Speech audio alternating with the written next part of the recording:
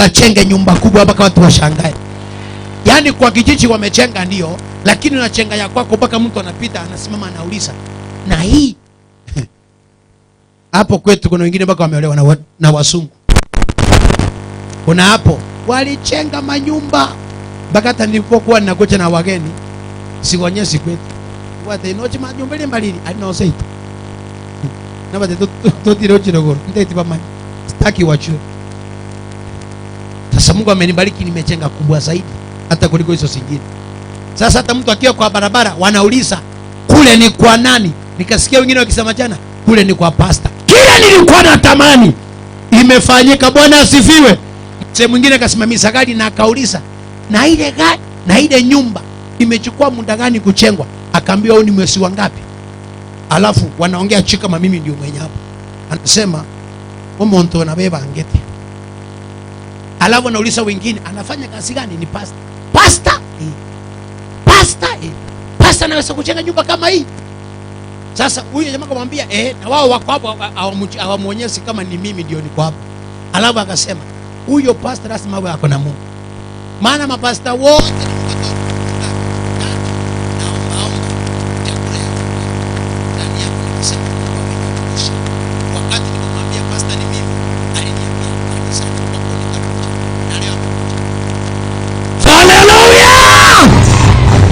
Mungu waone ushuhuda, watu waone ushuhuda, wakuje kuona huyo Mungu wako.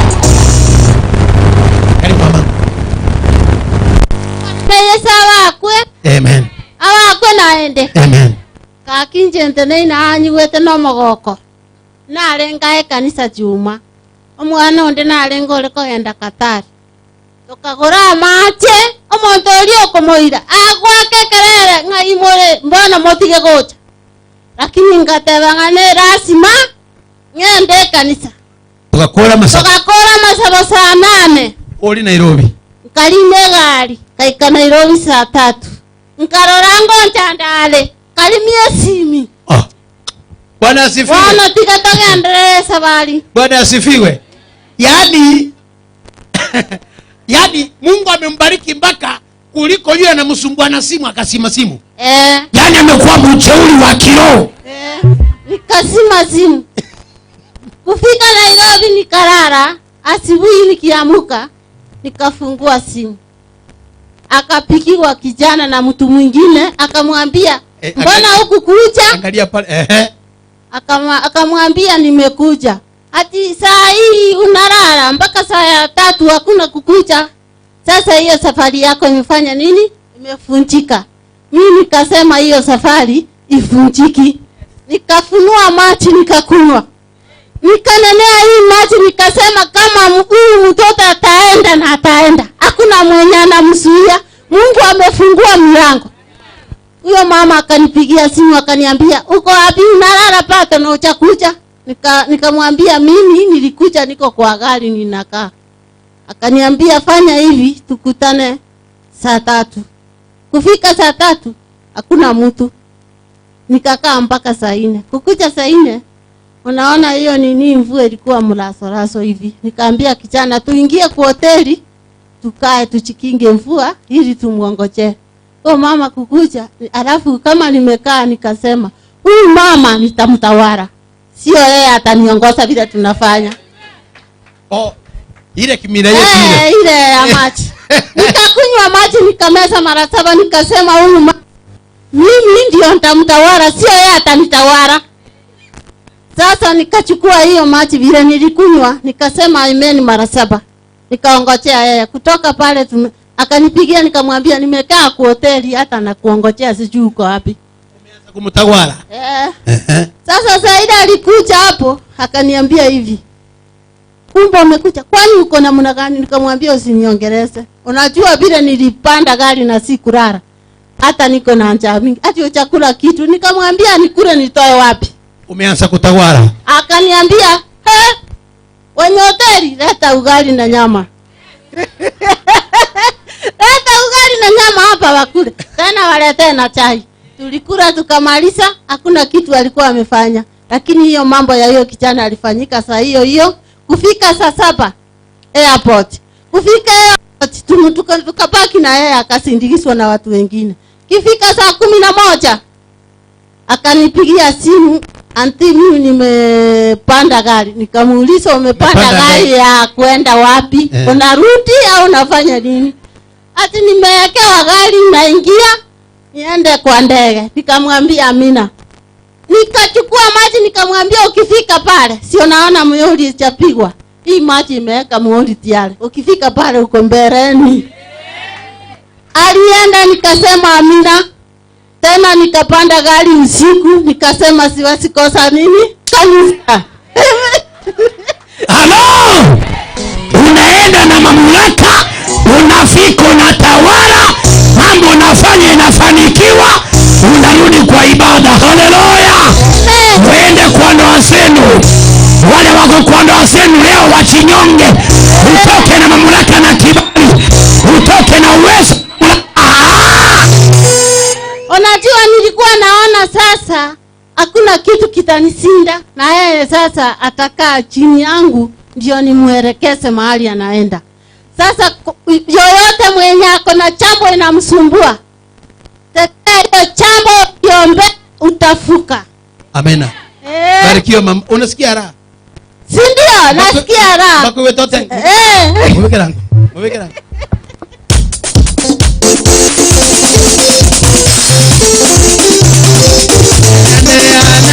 Amenitendea naimba.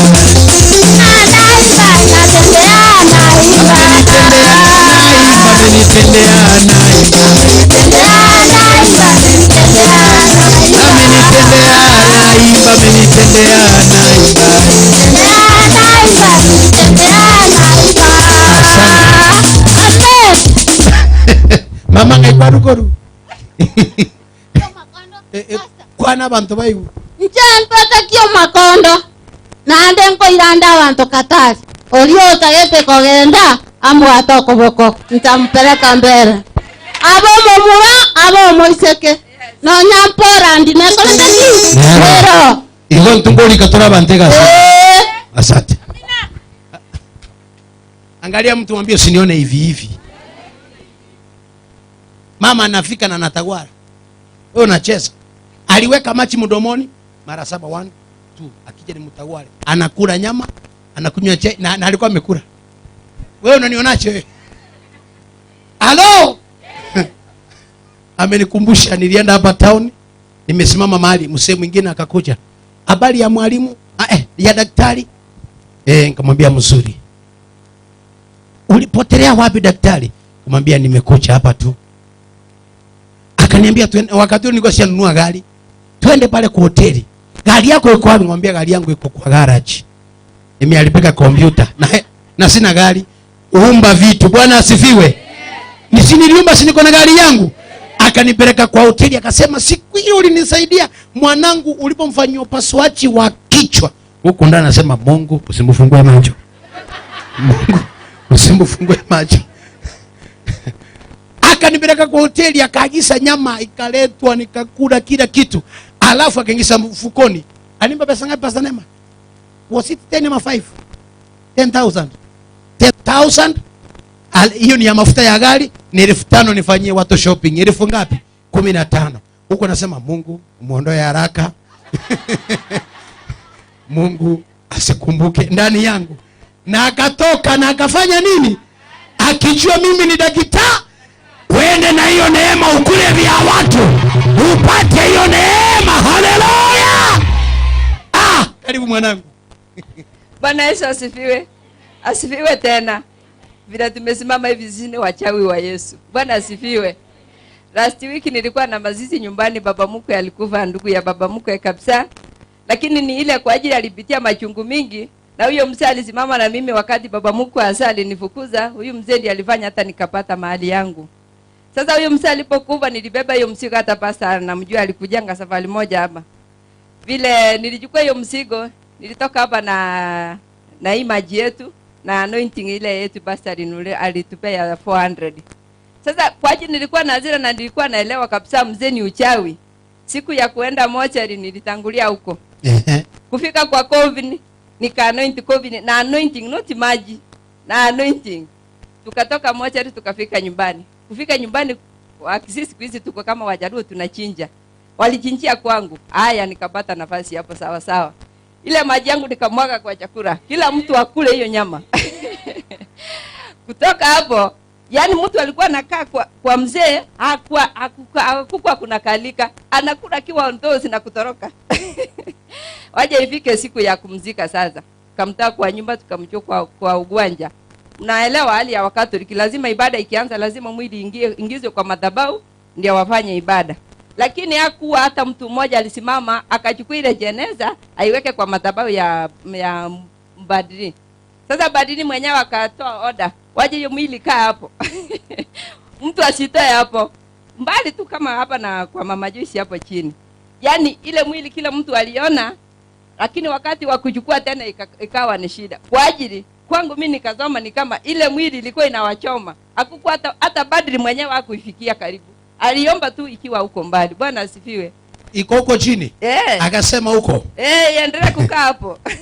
Na wakati wa kupelekwa kaburini. Kupelekwa kaburini tena vijana wake 3.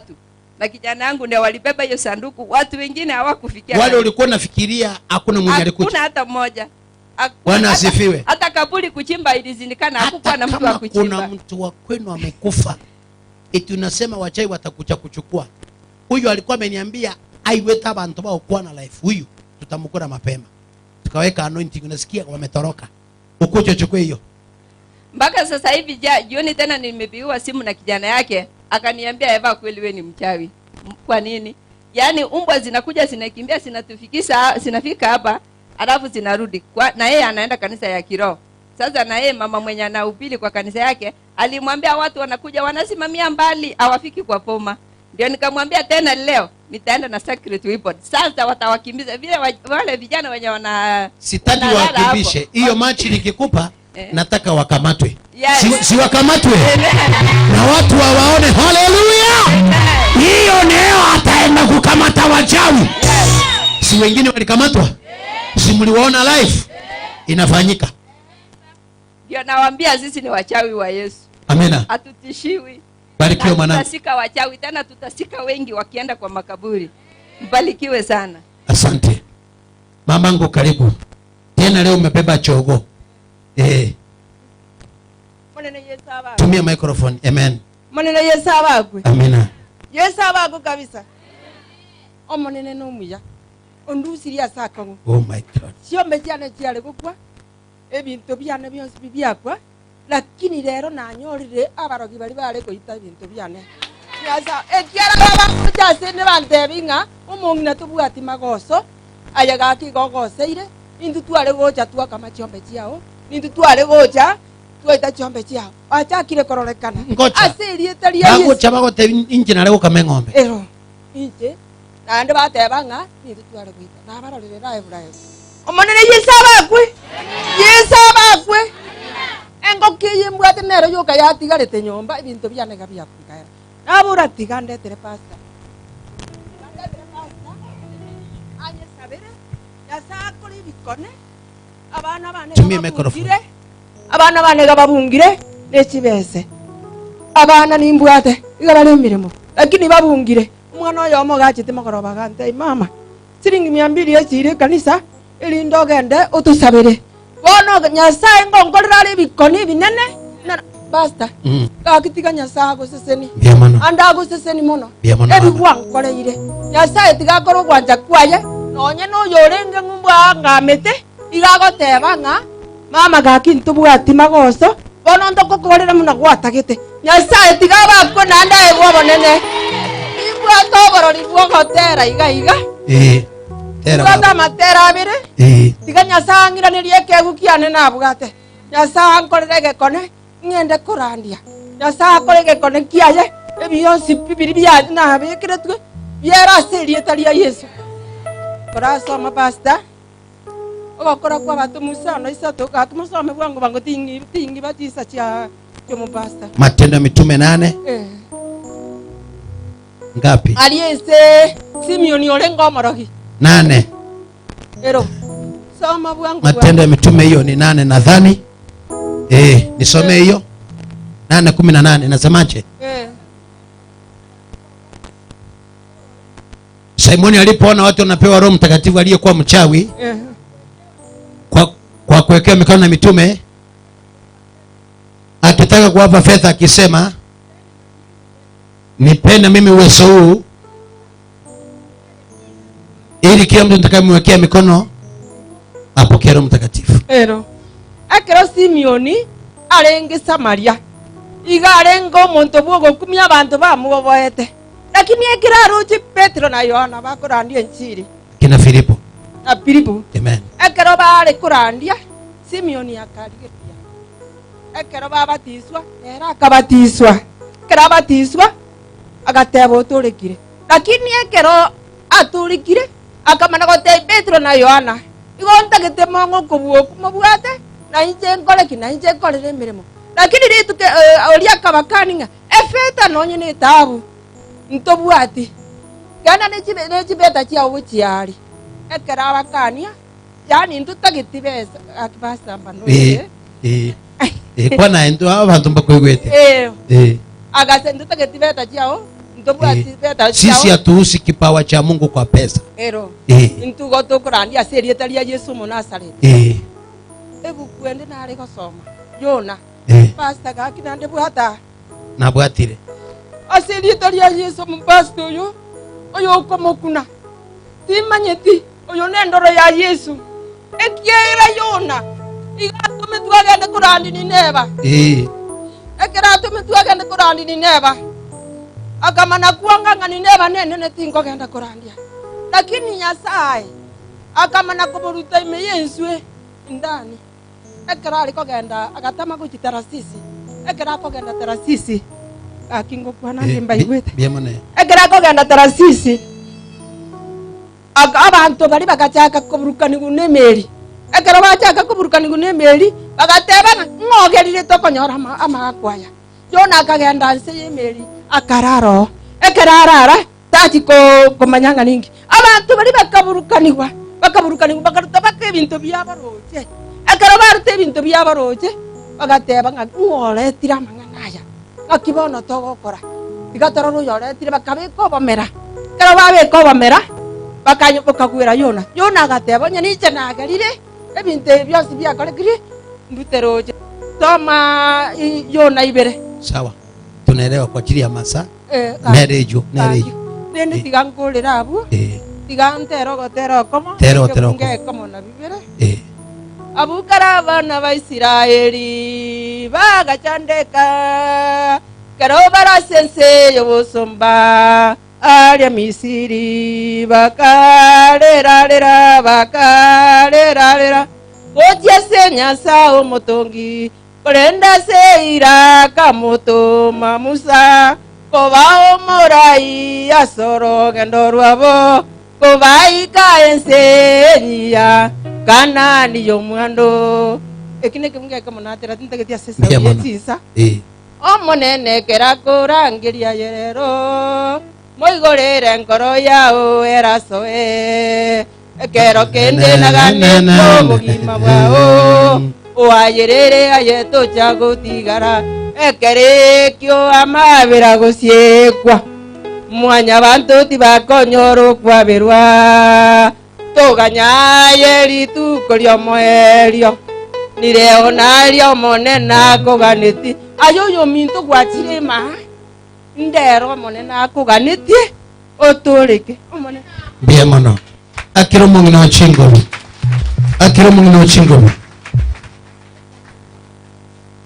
wene yabana bao bare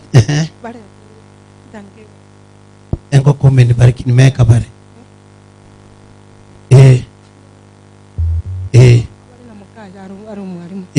mbari koreta kende nonya igonta gete barete chibesi kanisa Nyasaye korege kone erinde barete chibesi samata ba Nyasaye erinde bonsi pia bana barete bakorero monene akio monene tiga basiseni aba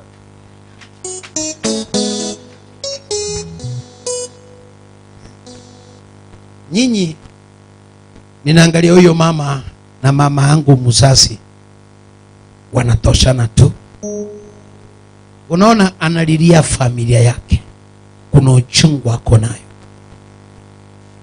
Last week mliona alikucha na kuku, akatoa akasema Ibrahimu tena, na baka akasema hii ndio nimepaki nao kwa nyumba tu, na amebeba mpaka bahasha. Ananiambia pastor kimbegete mabusa bila abana bane bara Amerika balete kenendo se nyumba ya Nyasaye. Mungu atakosa kumubariki. Wapendwa, naomba Mungu akufungue macho ya ndani. Ni mama Muse anapigania wanawe wadogo. Wewe una bahati, una mama anakupigania. Na kama umefika umepata hiyo neema, nataka hata wewe pia ujipiganie. Hii madhabahu ikuinue, ikufungulie milango na njia, uone utukufu wa Mungu. Karibu dadangu. Bwana asifiwe. Kila mtu enua mkono, pigia Mungu makofi. Huko nyuma sijasikia makofi, pale nyuma pale. Leo ni fit anointing, usipopiga makofi wewe unabaki pale. Nataka makofi ya kushangilia Mungu. Maana tunaishi kwa neema ya Mwenyezi Mungu. Tunaishi kwa neema ya Mungu. Ni kwa neema ya Mungu nilitoka hapa hiyo mwezi ambao tulienda election na tukafika vizuri, tukapiga kura, tukachagua mwenye tulichagua, ingawa upande wetu haikutuendea vizuri, lakini yote Mungu ni mwema. Maana kuna njia hii nyingine ikifungwa ingine inafunguliwa. Wapendwa, tusione kana kwamba huo ndio mwisho wa maisha, lakini nashukuru Mungu kupitia haya madhabahu. Maana nyumbani kwetu tumekuwa na umoja. Before wa communicate, they must talk to me first. Waniambie pastor hako hapo, kwanza sipigi simu kwa pastor na peana namba. Namwambia namba ndio hii. So wapendwa Mwenyezi Mungu, wenye mko hapa Kisii, you are very privileged. Mko na privilege sana. Na leo mchungaji Reverend ameiba siri ambayo nilikuwa naye kiroho, ya kwamba ukitaka kubarikiwa, fanya kitu ambayo inaonekana. Fanya kitu ambaye atakayevaa ama alalie. Wenye ndoa tunasukumana. Wenye ndoa zenu ziko mbaya, tafuta ile mattress kubwa. Acha tulikuibia siri. Anapolala hivi na mami, wakipenduka hivi wewe unapenduka. Hiyo ndio nafikiri hakuna mwenye amefikiria hiyo. Si hata blanketi, mattress ile ifini. Hiyo tu jaribu siku moja. Mtu ngangana before ni why. Kwa sababu anapolala, shetani anapojaribu kupiga vita ya ndoa yako. Wanapolala, hata asubuhi anapoketi walale waombe, wanakumbuka hii mattress ni ya nani? Wanakumbuka hii ni ya nani? Wapendwa, last week nimetoka nyumbani nimekuja shule, tumepata kuna kesi ilikuwa kwa ofisi. Kulikuwa na siasa kidogo hapo, lakini Mungu ni mwema. Kwa sababu kupitia haya maji msione ni hivi. Nilipeleka nikanoil kwa ofisi. So wanaendanga na ile kachupa kadogo ya bomb. Sasa unajua bomb ikishaisha una top up na hii nyingine. So ninaenda kufika kwa mlango ya mkubwa na spray nina dance. Mimi nakuanga funny sana. Utafikiria na dance kumbe niko nafanya kitu. Hata wanajuanga Chebet. Hii una dance lazima kuna kitu unafanya. Hata security wako there. CCTV iko pale. Mimi I don't care about the CCTV. As long as I know what I'm doing. Somebody was planning for me to be transferred without my knowledge. Nimefika kwa ofisi, the same person ambaye nampea advice, the same person niliyemleta hapa. Kwa alikuwa ananiambia mimi niko na shida. Nikamueleza kuja tuende kanisani. Tukakuja na yeye hapa. Baada ya kupata akawa ananiuliza maswali na itatendeka. The only thing nilimuuliza, usifikirie huko ni kwa mganga penye mmezoea. So akatupiga vita ofisini. Yeye anaenda ofisi yake akiona tunaongea na mkubwa fulani, anakuja usiku anatuambia ama mchana mlikuwa naongea nini. But God is great. Nimetoka nyumbani, nimepata amepewa transfer, ameenda kwingine. Tuko na hiyo mamlaka ya kusema huyu aende. Boss hakukuwa for the last 3 months. Mkubwa wangu alienda campaign. Sasa wakati hiyo ndio nilikuwa free kufanya kenye nataka. Anakuja ananiambia, Chebet, kuja kwa ofisi. Nataka unisimamie misconduct ya CODs. I will make clerk. Mimi ni clerk, mimi sio COD, sijasoma. I am only a degree holder. Na ni kwa neema ya Mwenyezi Mungu. Lakini ukiwa kwa madhabahu haya, Mimi nilisema hata saa zingine hapana sumbua pastor. Tuma tu sacrifice na usipige. Saa zingine chukua hii maji fanya zako. Wakati yeye atakuwa amehudumia mwenzake na wewe utakuwa unahudumiwa saa ngapi? Nikasema lazima naye nitawale. So ninakaa nikifikiria sasa nasema ninavaa. Kwanza nakumbukanga hii nguo yenye dadi amevaa. Nasema sasa nikifikiria nataka nivae hiyo nguo niko kwa hiyo ofisi. Ofisi hakuna mkubwa mwenye hata pita ofisi fulani without coming to my office ama aniita niambie Chebet kuna shida mahali fulani. Unataka tukusaidia aje? Mimi ndio nawapea advice, namwambia toa maneno ya chai kwa ofisi, attract customers. Ondoa hii kitu fulani. For the best of this, last week Friday ananiambia Chebet kuja angalia. Ametoa maneno ya kupiga chai kwa ofisi, ameweka maji. Wacha tudili na vitu ambaye haileti mikosi kwa ofisi. Tutanyongewa kwa chai na maji. Kule Pokot, last week my sisters called me, nikawaambia mtakuja. Pastor walikuwa wameenda side ya Uganda, na nashukuru Mungu because of this week they must be here. What sacrifice nilete madhabahu kwa sababu leo ni fit anointing. Tena ananiambia Alice, unajua tunakuamini. Unikwanga kierere tunafikirianga unapenda pesa. Enyewe wanajuanga mimi napenda pesa. Hakuna mtu apendi pesa. So hata brother yangu namwambia kama upendi pesa ungeenda governor. Sasa hiyo umeanguka tufinye maji mwaka 5. Lakini kwa sababu tunajua ni nini tunatafuta. Hata mwingine walikuwa wamesononeka kila mtu nyumbani anasema tutaanzia wapi? Hii mtu ameenda aibu ngapi? Nikamwambia kwani huyu ndiye alikuwa na hold destiny yenu? He is not the only person to hold your destiny. It is you yourself. So wanawekanga ile hii maji ya pasta wameweka kila mahali kwa nyumba zao. Wameweka kwa picha ya ukuta ya nyumba, maji ikiisha wanaweka ingine, wanatopa vingine, wamespray. Mtoto halikuwa mtukuto my sister mwenye ako Eldoret. Mtoto sasa anatulia nyumbani, anakaa nyumbani. Pia Yesu makofi. Mwingine macho haiko inaona ikifika shule anapewa suspension. Na ujue hiyo sister yangu ndiye anaendanga paka Kitui, alilipa 2 milioni mganga. Vitu inacheteanga kwake usiku. Akalipa milioni ngapi? 2.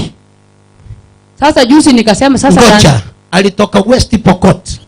Mama nyumbani. Kutoka West Pokot akaleta kwake.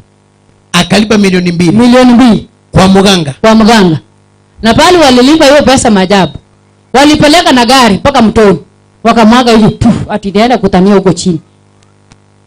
Wakamwaga pesa kwa mto. Walitoa maji pesa milioni 2.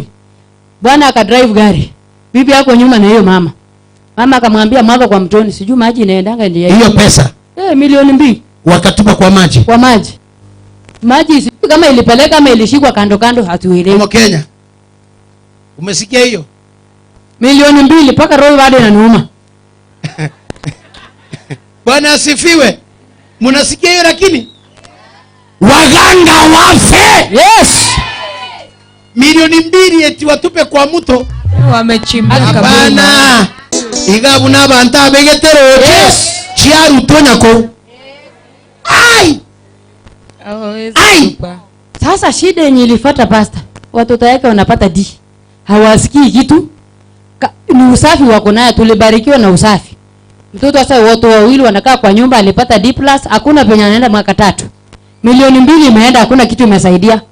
Mzee ametoka kwa boma ni mlevi, hakuna mpango. Sasa mganga alifanya nini? Hakuna? Aliongeza top up. Akanyoa kwanza, akatoa kwa boma. Na akatoa akili. Akatoa akili yote. Akawachia D. Dog. Ile nyingine akienda shule anaenda na simu. Sasa mimi ndio napigiwa simu itafanya. Mimi namwambia msikuwe na wasiwasi, mtoto aende shule. Naenda shule, watoto sasa wananiambia mama fanya hivi. Utuambie vile unatoa sacrifice. Namwambia uko na pesa ngapi? Tuliiba ya mama 3,000. Muliiba ama mlichukua? Hata unajua mama anaendanga usiku saa 6 na mwaga vitu kwa compound. Hii mama amekuwa mganga. So wakati anamwaga mambo usiku nje, watoto nao wanachukua pesa kwa nyumba. Sikia. Wakati mama anamwaga maji nje, watoto wanaokota 3,000 sasa ya madhabahu. Sasa ukisikia hiyo, mama yeye anafanya uganga. Lakini sasa watoto nao mama ametoka na wao wanatoa 3,000. Hii tumeiba ya mama tuende kwa madhabahu. Sasa wanataka madhabahu versus madhabahu. Kuna mtu atashinda mahali. Na vile amekanyaga kwa madhabahu, siku zote madhabahu haishindi, madhabahu inashinda. Haleluya! Madhabahu itashinda. Unajua hii wakati ya kampeni niende ananiambia na ile maji iko wapi sasa? Ile maji yetu. Mwage wewe tunapigwa. Sasa nikamwambia fanya hivi, nikaenda nikamwaga kwa maji nyingine nikampea. Alikunywa maji akatulia. Sasa yeye amekwanga na shida. Kumbe hii uganga ni mbaya. Mganga atakwambia fulani anakuroga. Unajua amekuwa akinipigania vita na ndio ni mkubwa wangu. Mimi mwenyewe ndio at least tuko wawili wa kazi. Amechapa wao wengine noka utemebaki mimi. Nafikiri ni vile niko na umbali huku na pia niko karibu na wachungaji. Kwa sababu alienda mpaka kwangu hata anatafuta mtu ya kununua shamba. Shamba yako. Anataka kuniuzia shamba yangu. Na wewe huko. Mimi hata sina habari na anaenda na pro box yake anaenda kusema hii shamba inauzwa. Mimi niko Kisii.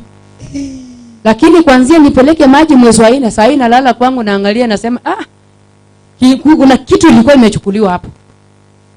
Yaani kabisa mtu mwenye anakuroga si wa mbali. Ni hapo hapo tu. Tangu peleke maji ninalala kwangu, uko na amani. Ninaishi, kwanza wananipigia simu. Hii maji leo iko hapa ni box 4. Na mko wengi, nikitana maji kimbia. Ndio hiyo. Mwingine amekucha chana. Jana umepeleka maji mahali. Wapi? Florida. Ametumana nimepigiwa simu. Huyo mama aliniambia aliingia kwa nyumba akabata watu wanafanya. Wakati ameviona vikaingia kwa kabadi. Pastor, nisaidie maji. Ni nani? Pastor, nisaidie maji, kule ulikuwa naweka gari yako inalala. Ni mimi yule mama. Ni nini? Pastor, kuna wafi mtu figuri vimepotelea hapa. Nikifungwa kabadi sivyo? Ngambia leo nenda peleka maji. Amemwaga. Usiku ameniambia amesikia kama ni nyama imechomeka. Kwenda kuingia kwa sitting room, amepata carpet. Hapo kwa carpet. Ige ntubuna li ugali yete ile nsabu. Nikamwambia tumewachoma. Ameamka asubuhi mnitumania shilingi 1,200 akasema mimi ni Mkatoliki. Lakini kile nimeona na ile maji 1,200 nitumanie maji chupa 12. Bwana asifiwe. Sina wewe kusaidia jamani. Sasa vile tunaongea hivi. So kuna wale wenye walikuwa bulldozers ya kwenda nyumbani, hawa ndio walikuwa wanasikizwa. But nashukuru Mungu kupitia haya madhabahu. Usichoke. Tusichoke kwa sababu unaweza pata yenye una sacrifice haiwezi toka saizi. Inaleta nyingine. Juu saa hii nilipigiwa jana na wale wa Eldoret walitakana wakuje. Wakaniambia kuanzia leo wewe ndio utakuwa secretary na chairman ya nyumbani. Na tunataka tupange kila after 2 months tutoe 5,500. Tuko na wamama 4. Hatutaki kugawa boma zetu. Talaka iliingia kwa boma. Na hiyo baba yetu hakujua. Nikamwambia kitu mzuri, tutatembelea kila mama na mchungaji yangu ndio atakuwa anaenda kuombea kwa kila hiyo mama. Kwa sababu kwa kila mwezi, kwa hiyo mwezi mmoja yenye tukienda saa hii, tukianza next month, tuko 5, tuko 10 kwenye tulijisabua, lakini wengine wako wa chini. Tunaunda 50,000 kwa mwezi 2. Sasa akaniambia kama hiyo 50,000 tunaweza simama hivi Alice. Kwani pastor hautafika nyumbani? Penye tumefika sasa ni hiyo pastor yako ndiye anawezana na nyumbani. Hakuna mwingine. Ni mimi. Pure Box West Pokot. Yes. Pure Box wapi? West Pokot. Nitajua kuongea Kikale, ngoja uone. Hivi karibuni ni Kikale nchini. Jelele. Lendane. Jelele. Simama juu. Mbi hapa. Hapa mbio. Haya, anza kuongea sasa hiyo uchibiwe. Lendane. Wati nyanga. Chamune. Misi. Ipunu ano. Narok. Ipunu Narok. Apunu Kapenguria West Pokot. Sawa. Si unasikia? Bwana asifiwe. Amen. Hapa kutawaka moto. Amen. Sasa saa hii nimekuja kukanyaga ile vita no. Mimi ndio nataka tukutawala hiyo boma. Lonyangapuo family have tutawala. Hata kwa kuamboka nataka kutawala. Hayo ni vita no. Office leo. Uende na kutawala. Bwana asifiwe. Angalia mtu mwambie leo ninaenda nikitawala. Utawale mashamba, utawale mahali umeolewa, utawale mahali unafanya kazi, utatawala. Bwana asifiwe. Hiyo ndio jana nilikuwa naambia Pastor Neema, tufanyeje kitu kifanyike. Tukapigwa simu tukiwa kwa gari, Pastor, kesho tunakuhitaji kwa TV asubuhi. Sichachipanga, njoo na basi yako iko. Na tumepima watu wote, tulikuangalia Tawala TV, tukaona uko na kitu ile ambao tunataka. Leo nimekuandishi TV asubuhi, nimenyorosa injili kweli kweli. Nikaachiliwa madhabahu peke yangu. Haleluya. Amen. Wangapi wameona nikasirika kwa TV asubuhi? Nilikuwa nimekasirika kweli na mapepo. Amen. Amen. Mama mwingine amenitumania hapa picha. Nikiomba alikuwa hospitali. Wakati nilikuwa naomba ameamuka akatoa zile vitu. Kumbe wakati anatoa amechukuliwa ile video, ametoa ile vitu alikuwa amewekewa mpaka akakaa. Nikimaliza ametumana vile alikuwa anaamuka na nini? Karibu iko hapa. Ameniambia na kocha ni Wednesday kwa ibada. Watatoka hospitali mahali wamewekewa oxygen. Bwana ataenda kuinua milango. Amen. Ushuhuda ya pili ya mwisho. Amen. Kuna mama tulijuana tu kwa sababu penye mzee alikuwa anakunywanga pombe. So most of the time nikiendanga yeye ndiye ananikaribisha kwake na anachamusha Bungoma, anauzia makutano. So kabeba maji. Nikasema sasa huyu ni mbaya. Amekaribisha mali anakaa, sikia vile anaenda kuharibu. Sasa yeye anaenda kwa waganga. Anaambia msichana yake ndio hiyo kijiti uweke kwa mdomo. Kuna ingine inakaa kama obusaru, wanachanganya na mafuta upakana. Sasa mimi nasikia najifanya nimelala kwa sitting room, natoa maji kidogo. Nikasema kumbe ndio wase wetu walikwama huko wakaacha kazi. Yeye anauza pombe na madawa. Ndio attract customers. Nikapiga hesabu kwanza yangu ndiye alikuwa anachamushanga pombe yenyewe. Anauza. Msichana akiangukia mpenzi bwana ya mtu, huyu ndio anamshikia. Waende 1 week outing, yeye ndiye anashika pombe kuuza paka asubuhi. Nikapiga hesabu. Nikanyunyizia nikaambia msichana ya kazi tufanye hivi. Hii mama anatuchezea akili. Msichana mwenyewe wa kazi ni mluya mzuri, amekuja kutafuta kazi. Mama amempendua, anamtafutia wanaume. Mimi nikamwambia Silvia, ukikubali sauri zako, chukua maji. Mimi nitakuokoa. Chukua hii maji na ufiche. Mimi ndio na mob nyumba. Mimi nilikaa mzuri, sitaki kujua ati kuna msichana ya kazi. Mimi napanguza na washa manguo. Na maji yetu. Pombe ikikuja inakaa 1 week. Mitungi ngapi? 5. Hakuna mtu 5. Hakuna mwenye anachukua. Nikikanyaga tu hakuna mtu anachukua. Na kile ndasema ndio itakuwa. So namwagia tu nasema wakikuja kuchukua inakuwa imekandamana ama imekuwa maji. Watu wana complain. Sasa hiyo mama akafika mwisho akaniambia Alice, kweli munisaidie. Sasa ninajaribu kufanya mbinu zote. Nyumba analipa 8000 na kona deni. Polisi wanataka 10,000 kwa hiyo pombe. Atatoa nini? Nikamwambia unajua ndakana sasa wachana na hivi vitu. Imekutosha. Mganga amekuchanja, wamemchanja kuchanja. Kila mahali. Wamechanja paka anasema halisi kuchanjwa. Nikamwambia hii ajui. Niko na kitambaa tena nilienda na mpya. Na ile anointing ulinipea last. Akaniambia niko na skanguru nataka kwenda Migori. Nikamwambia in fact that one is the best option. Hebu enda jaribu hiyo, ukiuzia watu skanguru ukitengeneza huko ukifinya. Sasa ndaenda aje unipe basi hiyo na anointing na kitambaa. Hiyo maji yetu sasa. Nikampea kenye nyumbani. Umefunga pombe. Pombe imeisha. Sasa inakuja kama ile ya kuomba tu, ile inakuja siku 2 3 ama alikuwa na mpango nikamwambia kama utarudi kwako nitawamaliza. Na ndahakikisha tu kwa Eva imeisha. Hiyo mzee pia akaenda kwake akakwama kwake.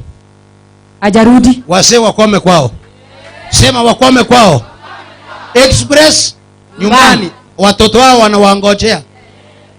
Alienda na prayer cloth nikamwambia ukienda huko alikuwa na 20,000 ndio amefika mwisho. Nikaona hii kweli atajinyonga. Enda kwa Neema. Nikampea maji nikapea instruction. Sasa alipata shamba ya miwa ya 20,000. Amevuna hiyo, amekuja kuuza skanguru, arudi Kapemuria, andaa kwa ama Bungoma. Kwenda kujenga kwake. Umemfukuza Hakuna, nilimwambia wacha kuakaa hapa. Hii ni stress. Kama skanguru unauza na unanunua na 30 bob. Umepewa shamba unatengeneza mwenyewe. Kuja enda uzia watu, enda shamba yako yenye uko umenunua ujenge. Hapo na kila kitu. Tuseme amen. Si mambo ibadilike. Barikiwa mwana. Amen.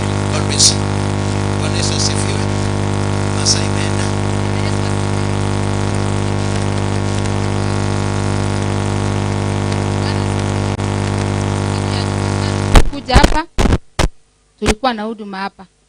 Kuenda kwangu kufika jioni, ng'ombe ni mgonjwa matiti. Nikaenda kushika matiti, yani orovere ruometepa. Bwana ongea Kiswahili. Kiswahili unajua pasta ni kwani matiti ilikuwa nyumo. Yani Oh. Bwana nkabwata ngakora ngataba dadi nanga maje. Bwana asifiwe. Dadi ile maji inafanya. Acha Mungu akubariki.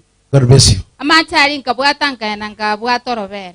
Kana bwata orovere ngochiko kama nganywa na makombi ngo kamali yero. Bwana asifiwe. Jumatano jioni.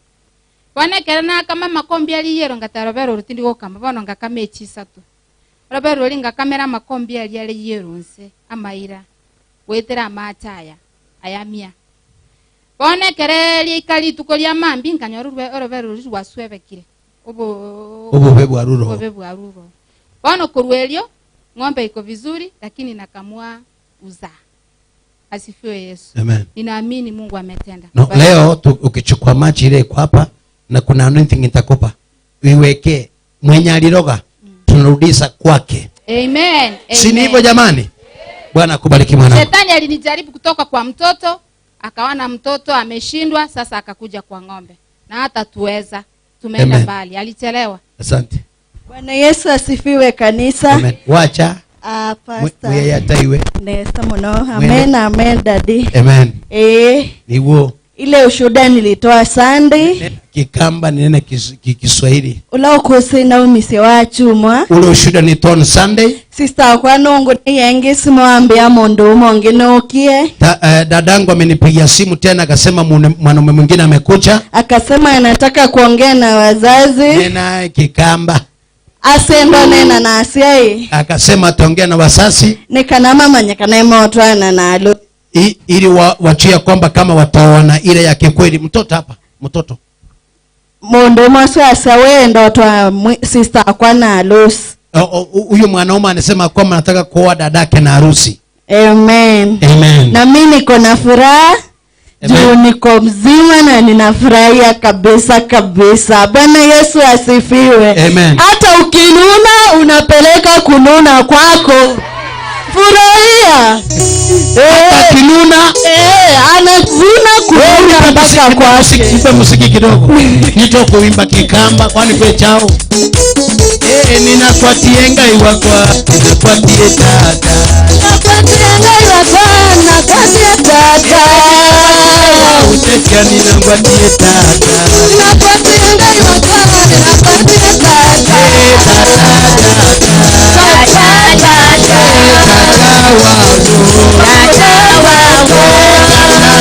Usenyo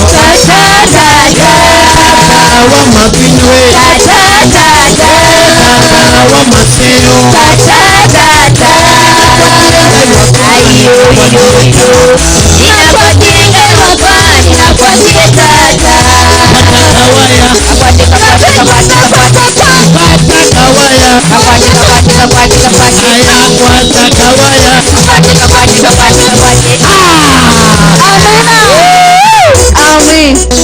Bwana kubariki mwanangu.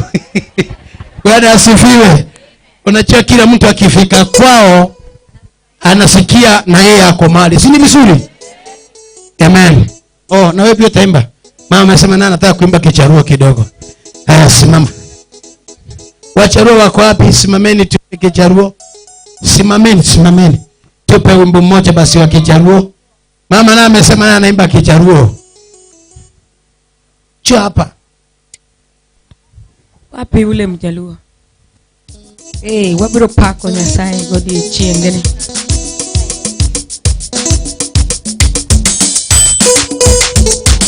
Weka ngima lomba. Ngima lomba. Ngima lomba.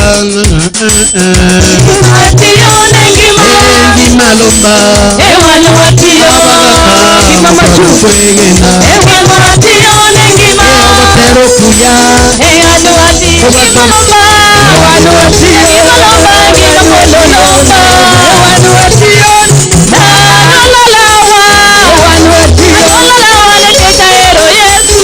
Ewanu watio ngima. Tokelawa. Ewanu watio.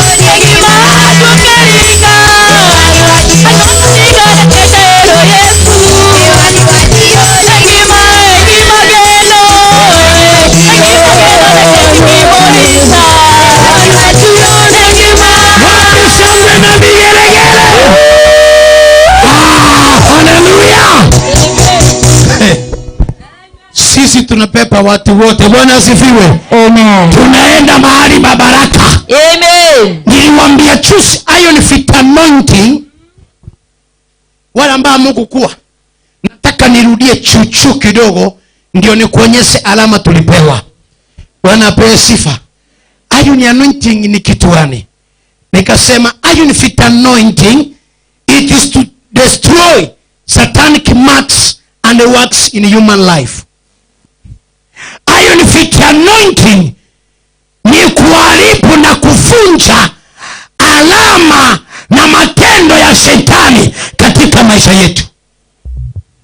Kuna watu wako ndani yao wamepewa alama ya kutobarikiwa, alama ya kutoendelea. Nikawaambia mfano ni kwenye Genesis. Nisomea haraka Genesis chapter 4. Genesis 4 kutoka namba 10. Nataka nikuonyeshe chuchu ili niombee watu, maana leo niko na neema. Nataka nikupitishe kwenye mafuta mutachofa ambayo iko na kibali. Kuna kitu inatoka ndani yako. Yesu ataenda kukuunganisha na madhabahu. Atakuunganisha na destiny yako. Atakuunganisha na kibali chako. Haleluya. Amen. Nisome hapo. Inasema hivi. Before watu wa radio wako na sisi, na leo watauliza mbona pastor acha tuongelesha. Nataka watu wa radio wawili tu. Simu yangu siko hapi. Wawili tu watu wa radio. Watu wa radio wawili tu wanipigie simu ili tujue ya kwamba tuko pamoja na wao. Watu wa radio wawili tu. 0714 090261. Watu wa radio tu. Watu wawili wa radio tu. Watu wawili wa radio wawili. Sijui kama wanaelewa ama wanatupata. Tuko live kwa radio. Watu wawili kwa radio. Wakati tunawangojea wakuje, wacha tusomewe maandiko. Pastor Neema tusomee maandiko. Namba ya simu ni hiyo 0714 090261. Wale wa radio. Inasema hivi. Akasema, umefanya nini? Sauti ya damu ya ndugu yako inanililia kutoka katika ardhi. Bwana atauliza, umefanya nini? Maana sauti ya ndugu yako inanililia kutoka kwa mchanga. Basi sasa umelaaniwa wewe katika ardhi. Bwana apewe sifa. Amen. Mungu akaweka kitu ya kwanza, alama ya kwanza. Akamwambia basi wewe umelaaniwa katika ardhi. Iliyofumbua kinywa chake ipokee damu ya ndugu yako. Ipokee damu ya ndugu yako kwa mkono wako. Sema amen. Amen. Mungu akamwambia Kaini baada ya kuua ndugu yake Abel ya kwamba sasa umelaaniwa. Na hiyo laana imetokana wapi? Baada ya kuua ndugu yake, Mungu akamwambia sasa mchanga umelaaniwa kwa ajili yako. Na akasema kuanzia leo wewe utakuwa ni wandala, mtu wa kusunguka. Kapewa alama ya kusunguka. Umeanza na biashara hii, unasunguka, umeenda ile ingine, umetoka kwa ndoa hii, umeenda kwa ndoa ingine, maana walikuwekea moja. Wamekupa alama, uolewe, ukataliwe, uolewe, uishi maisha ya mateso. Haleluya. Leo tumekucha, nataka nikumilikishe, nikupe neema tena ndani yako. Haleluya. Iron Feet anointing imekucha kuharibu kazi za shetani na alama tuliowekewa. Wengine kwenye mikono yao waliwekewa alama ya kwamba hawatashika pesa. Ile siku ameshika pesa anaenda hospitali. Ile siku ameshika pesa wao kuna matanga, maana ni alama imewekwa kwenye mikono. Wengine kwenye uso wao, yeye hata akitembea watu wanamchukia, amekuwa suspect. Mwanya kora muntu kaweta para nonye tumumanyeti umuntu ulikuwa mawate muntu no mwibyale nande tumumanyeti nande muntu tete kike tali mwibi wate umuntu yobunale huyu ni kama ni chambasi na huyu mtu si chambasi, maana kuna alama amepewa. Hakuna mahali inaenda, maana miguu yako ililaniwa. Yoshua akaambiwa na Mungu, kila utakapokanyaga umepewa. Wewe kila mahali ukikanyaga unanyang'anywa, maana miguu yako haina nguvu. Ile potential ya Mungu haipo ndani yako. Umeanza biashara ngapi imeisha? Umeanza ndoa sangi ngapi zimeisha? Hata sasa hivi unakaa na bwanako ni kwa vile umezaa watoto na yetu. Na kama si onya abana ngomeru barenga bameru barenga baje kukumera abana mukema tumanye igereriga abo ndabuli onye ndio mwana ngomeru warenge guchinda urumuchi barenga baje kukumera abana. Haleluya. Wangemeza watoto, maana ile mateso imekuwa ni mingi. Haleluya. Lakini leo tunataka turejeze hiyo neema, tutarejeza hiyo kibali ndani yako. Ninasikia Mungu akiniambia ndani yangu, wapo watu wanaenda kutembea kwenye anga, maana yake watakuwa above everything. Haleluya. Bwana Yesu akapea mamlaka Petero, akawa kwanza alimkemea, baadaye akapeana mamlaka, akamwambia Petero, wewe katika mwamba huu nitalijenga hekalu na milango ya kuzimu haitaliona. Maandiko yanasema siku moja Yesu akiwa ng'ambo ile, Petero akamwambia, nami nataka nitembee kwa maji. Petero naye akatembea kwa maji, ijapo alianza kuzama, maana alipoanza kutembea kuna alama yenye ilikuwa ndani yake, akaanza kuzama. Miaka mingi umeinuka, ukifika mahali unarudi chini, maana kuna alama iko ndani yako, na hiyo alama lazima iondoke. Petero walikuwa na Yesu. Yesu akamwambia, ya njoo tembea kwa maji. Jamaa akatembea ya kwanza, ya pili, ya tatu, ya nne, akaanza kuzama. Akamwambia, mwana wa Mungu, nataka unisamehe. Kuna wengine ndani yao leo ni kutubu tu. Utakapotubu kile chenye ulifanya, milango inafunguka, alama inaondoka. Haleluya. Musa mtu mwambie, leo nina uhakika alama walioniwekea Bwana Yesu anaenda kuimeza. Bwana Yesu amesa alama yako. Wengine nyinyi ni matajiri, lakini natembea na roho ya maskini. Hiyo alama ninaanza kuifuta ndani yako, ninaanza kuifuta ndani yako. Unapochunganisha na madhabahu, alama yoyote waliokuwekea, waliosema utakaa maisha ya chini, Yesu anakupa neema tena, anakupa second chance. Utaanza kutembea kama wengine, ataanza kukufikisha kwenye destiny yako. Ndio inafuta na Yesu. Jehova anafuta alama yako. Wewe sio masikini tena, alama yako anaidiriki. Wewe sio mtu wa fukara, wewe sio mtu wa chini. Nataka uone ukitembea na gari yako, nataka uone ukikaa kwa nyumba yako, wewe ukiwa ndani ya ndoa yako, hauna stress na moto. Haleluya. Bwana asifiwe. Anasema ya kwamba yeye ni Mungu anayejua matendo yako, anajua siri unayopitia, anajua majaribu ambao walikuwekea. Baba anajua siri waliofanya, anajua kwa mganga mahali walienda. Leo muamuze Jehova. Anasema kwenye kitabu cha Isaya, umkumbushe Jehova. Natamani watu ambao watakao mkumbusha Mungu, wamwambie Mungu, nilikuwa nimefika hapa, mambo yangu yakaenda kinyume. Leo Bwana anarejesha mamlaka. Hiyo miguu yako Petero alikanyaga akasama, wewe hautasama tena. Ukianza biashara yako si ya kusama. Ukiingia kwa ndoa hakuna kusama, hakuna kunyang'anya mzee wako. Utakaa na amani. Utakuwa hata wengine mtaanza huduma, utakuwa unasema na kazi ya Mungu inafanyika. Haleluya. Najiunganisha na Mungu. Ninajua kwa Mungu kuna amani yangu. Baraka yangu walioichukua inapatikana kwa madhabahu. Wale waliokuandika majina wakasema wewe hautabarikiwa, leo ninakuhakikishia unaenda na baraka. Wewe ni mbarikiwa mpendwa. Hiyo eneo Yesu amekondoa. Wewe sio maskini tena. Jinenea mwenyewe, sema Baba, mimi sio maskini. I am not poor. Mimi sio masikini. Tabiria hata kibochi yako hiyo ambayo haina pesa, sika hiyo kibochi.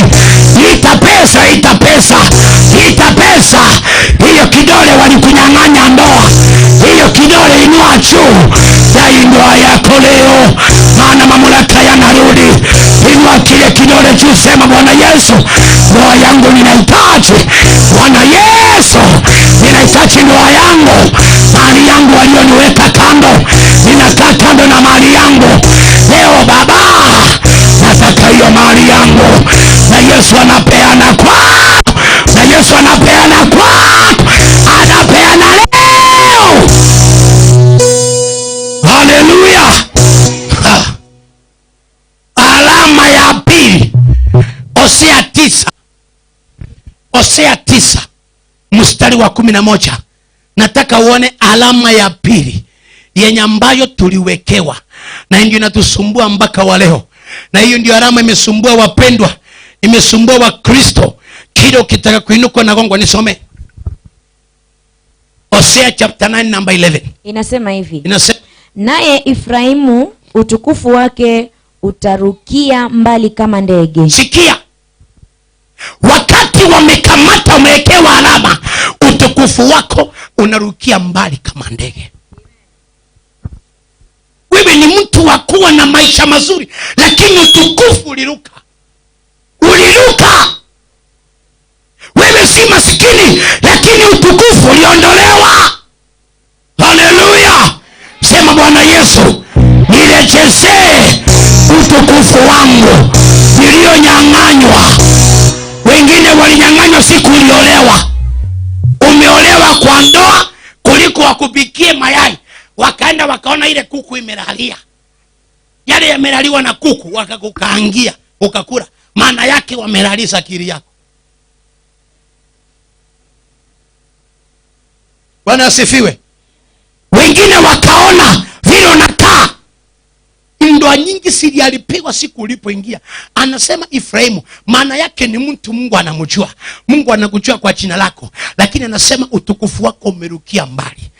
My God, kuna mtu hata vile tunaongea, maybe angekuwa ni MCA ama angekuwa ako kwake amejenga, lakini umefungwa, maana utukufu wako ulienda. Leo unaweza ukadai kwa Mungu, unaweza ukadai kwa Mungu, unaweza ukadai kwa Mungu na akarejesa. Alama nyingine, endelea kusoma hapo chini kidogo, uone vile alisema utukufu karuka. Inasema hivi. Yes. Uzazi hautakuwako. Sikia, alama nyingine ni kwamba ni mtu kweli umebarikiwa, lakini hauna uzazi. Uzazi na chini mpaka akasema na wengine watakuwa na matiti haina maziwa. Wala aliye na mimba wala achukuaye mimba. Yes. Hiyo ni nchi ambayo imekuwa ukiwa. Hakuna akona mimba, hakuna anayechukua mimba.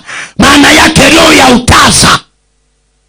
Unafanya kila kitu, wewe ni tasa. Mtoto anasoma ni tasa akili. Hata andiko na choka kwa kichwa 1 + 1 = 2. Baada anakuambia = 24. Maana ni tasa. Bwana asifiwe. Unakuwa tasa mbaya kwa ndoa. Unapenda bwanako mpaka unaenda unamkodisia, unaenda unakopa nyama. Matumbo ni anapenda, unakopa, unapika vizuri. Wakati amemaliza ile ya mwisho, ni anakuuliza na ulitoa wapi? Ukimwambia unajua nimekopa coffee. Maana ni utasa. Unampenda mpaka unampimia nguo. Siku ile amefaile nguo na belt ulimnunulia ndiye anatoa. Nenda kunyoosha na belt ya unamwambia, "Si mimi ndio nilikununulia hii." Anakuambia, "Nilikutuma." Si ulikuja ukanipata niko na meno yote 32.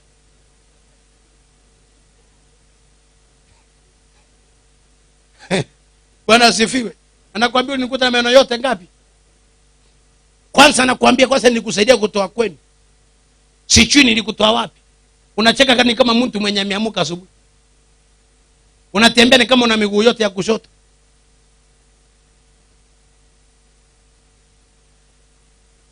Ukitamka tu, "Halo, nenda subiri," unapiga kelele. Yaani umekuwa kelele kwake. Ukinyamaza unaona ucheuri. Bwana asifiwe.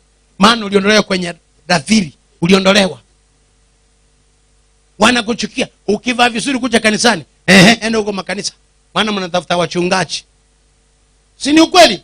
Enda kwa mabwana zenu. Kwani hata sisi hata kama tutakuwa mabwana zenu, kwani tutawapeleka wapi nyinyi nyote? Bwana asifiwe. Sangine let us be logical. Tuelewe.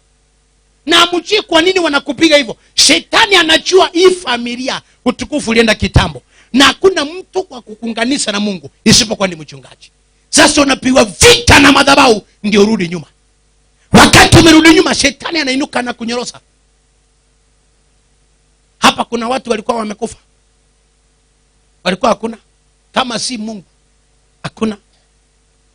Kuna msichana wangu pale, simama msichana. Akikucha hapa, hata mwingine aliniuliza, "Pastor, huyu ni wasimu?" Msichana nje. Alikucha achielewi. Paka Leonida na Masi yako wapi? Uliniuliza huyu ni nani? Baka niuliza, "Dadi, huyu ni wasimu?" Nikamwambia mwache vile alivyo. Mungu amutengeneze. Njoo mama. Leo amekucha, you can see. Alipata kasi na hiyo wakati anasukuindua akaibiwa mpaka simu. Siku hizi amepata kasi, naendelea vizuri. Angalia mwanangu, si ameng'ara? Na ungemwona siku alikucha, hata wewe mwenyewe ulikuwa unajiogopa. Yaani alikuwa ni mweusi. Yaani alikuwa na shida mpaka anajiogopa. Mkianza kuongea na yeye ni machozi. Nilimwambia mwanangu, vumilia, ipo siku na wewe utakaa kama wengine. Niambie, akisimama kwa warembo wengine, kwani yeye si mrembo? Haleluya! Bwana anabadi. Leo nimemwona kwa barabara nikamwambia, "Mwanangu, congratulations." Na mpaka simu akacha kwangu akimwambia, "Usijali, Mungu anaunda kitu kipya." Siku nyingine kienda tona nisimamisha gari katikati ya barabara. "Dadi, nimenunua simu. Nimepata pesa." Nikamwambia, "Mwanangu, Bwana akubariki." Alafu nikamwambia, "Wale wanakuona nafaa nguo moja moja, utaanza kufaa kama mfalme." Haleluya! Imefanyika. Angalia mwanangu. Chukua hii 5. Unasikiaje mwenyewe? Nzuri. Wanakutarau tena? Unakaa na amani. Kwa nyumba yako. Umetoka kule kwenye ulikuwa unasaidiwa. Si useme amen. Hautasaidiwa miaka. Asante mwanangu, ndio kae. Mungu akuinue. Sina wewe ubarikiwe. Upate hiyo nyota. Alifumilia, tulimtoa mabebe almost every day. Mliona hapa? Kila siku, maana alichiachilia. Mkianza kuomba, mnatoa mapepo. Mnaomba mpaka mwingine akaniuliza, "Pastor, uchoki kumuombea?" Nikamwambia, "Vile amefungua moyo, ndivyo Mungu anamtaka." Sahi yako sawa na anapeleka habari njema. Mpaka juzi mchumba aliniambia, "Dadi, kuna mtu amekuja anataka kunichumbia. Before niende, niangalilie kwa Mungu kama ni yeye." Halo! Akaniambia, "Sitaki aibu." Maana alipata wa kwanza akamuingiza kwa devil worshiper. Akawa anataka kumtoa kafara. Mpaka mwenyewe akamwambia, "Next utachiri wangu ni wewe." Nami nikamwambia tukate kila kitu. Tuliomba kila siku. Kichana wewe unaona mtu amefaa vizuri, amefaa mapete manini, unasema umewahi, kumbe umewaiwa. Yeye kama si madhabahu angekuwa amekuwa sacrifice ya mashetani kita. Akang'ang'ana wakati amemwambia amebakiza siku 3 amuue. Ulikuja na pesa ngapi sacrifice msichana? 3,000 ya wai. Paka anamwambia 3 days ni kunywa damu yako. Msichana akatoroka kwa madhabahu. Ni 3,000. "Dadi, nakufa." Nikamwambia, "Ukufi." "Dadi, hata baada nikifunga macho namuona." Nikamwambia, "Ukufi." Na mimi nakata uhusiano hata kuona. tukang'ang'ana. Leo hii mwanangu ndio yule. Haleluya! Huyo Yesu anaweza kukutetea. Huyo Yesu anaweza kukutetea. Natetea watu katikati ya mashetani, na wewe anaweza kukutendea. Haleluya! Wacha watu waseme vile wanasema, wewe shikilia Mungu. Wacha waseme. Efraimu akaambiwa utukufu umeruka mbali, na akaambiwa nini? Nataka nimalize mapema. Akaambiwa hivi uzazi hautakuwako. Akaambiwa hauna uzazi. Kuna wengine wako na alama, umezaa watoto ndio, uko nao ndio, lakini niambie siku atakusaidia. Hakuna. Wewe ni mama musoli somesa ne konda chianga chire biraka na ande bono banyumiru nayo okokonya.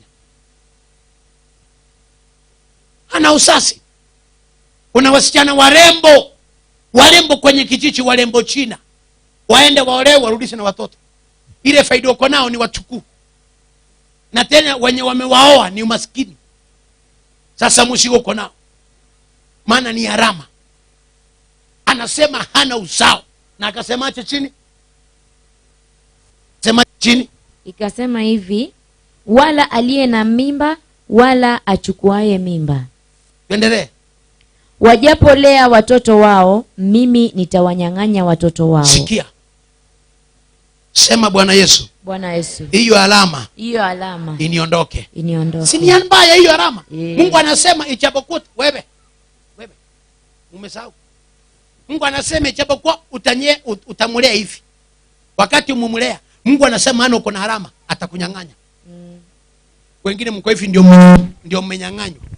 Ubwato mwana wako Nairobi ocha liekire mwago ogenda sama rugo koda chibesororo na ndo iranira gabuchi Nairobi. Ulinyang'anywa. Anatoka Nairobi, anakucha siku amekucha, ile pesa ameleta ya kwanza, mkimaliza kula chioni, kesho ni vita, na siku ya kurudi boiko nili toke nengoko umulini aende na Nairobi. Na iko mwira kalega. Oro tange ya alina, mama mimi nienda wapi? Unajua mama, mimi nisipoenda kazi kesho, mimi haki nitakuua. I will kill you. Na animole stage ya town akukubwata iga. Ayo mukungu oyo na yeye ni mamake. We nilipie pesa na wasinisumbue kwa gari. Mungu nakawiko tebigu gari tiri mukibalevi. Mama anasa kubembeleza mpaka anaongana. Baadaye anaambiwa, "Aye mama, nje wasipo ni pepa utaona. Na nipe pesa ya kukula njiani." Unatafuta fare mpaka ya kukula. Tena kwambia nikifika Naroko lazima nikunywe rock 2. Nipe 400. Nipe 400 wewe haraka. Sasa kwa vile mama ana option, anataka mzigo uondoke, anatoa 400 anampa. Mama anarudi nyumbani akilia, anatembea na mguu. Anaenda akilia. Kichana anafika na yule anamwambia, "Mama, nimepewa niko polisi." Mama anauza shamba. Anaenda kumtoa polisi. Maana ulinyang'anya watoto.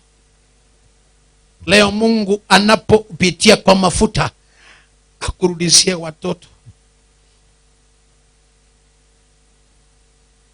Kuna mama alikuja kwangu chana.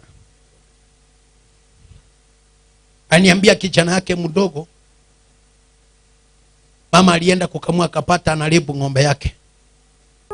Kumuuliza, akapiga yule mama kati amesirai, akaribu mamake.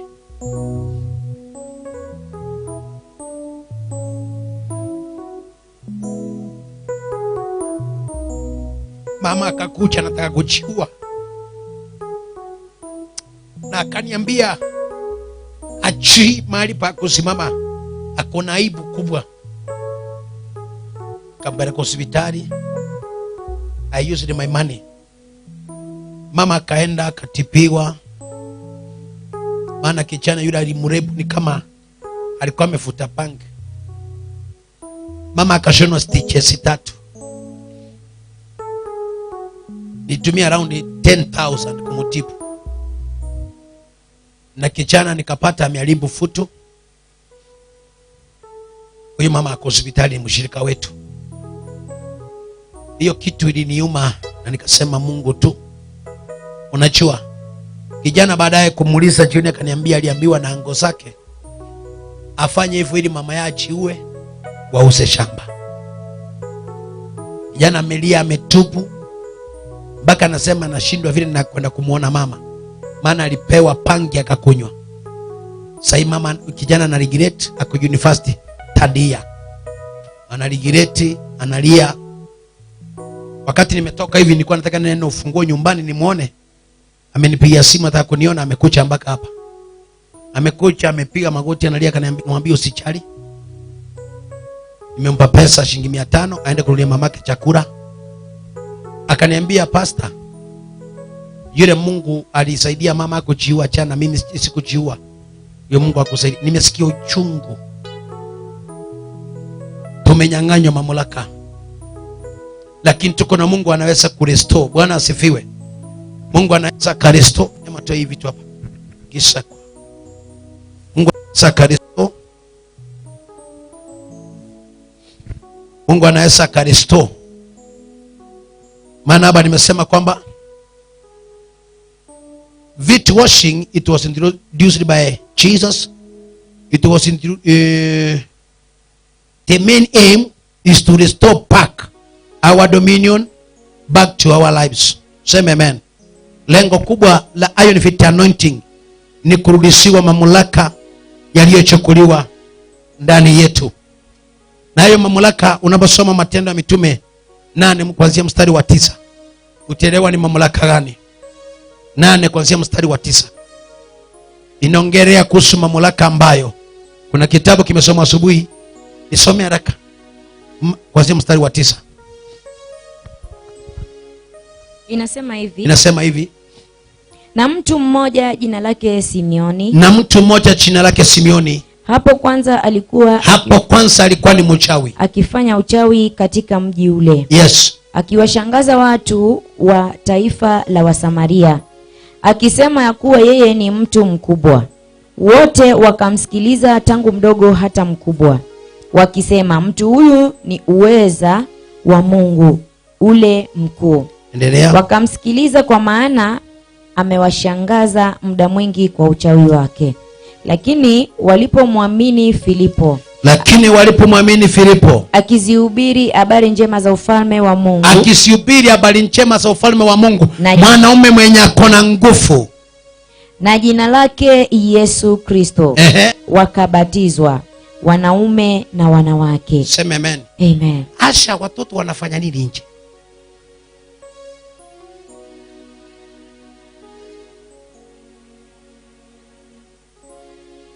Bwana asifiwe. Amen. Maandiko yanasema kwamba Filipo walipohubiri habari njema, hawa ambao walikuwa na neema ya Mungu, the power of God. Hiyo ndio nataka utoke nayo hapa. Bwana asifiwe. Wakati alipokuwa akihubiri habari njema ya Mungu, misingi ya uchawi ilitingizika. Mpaka mchawi mwenyewe akasema, nataka hiyo nguvu mnatumia. Haleluya! Hiyo ndio Mungu nataka. Watu wako na neema, wako na kibali. Leo utoke na dominion yenye ulinyang'anywa. Utoke na kibali chenye walienda nacho. Bwana asifiwe. Mamlaka yenye ulinyang'anywa, Bwana Yesu ayarudishe. Haleluya! Wende na baraka my friend. Wende na baraka yako.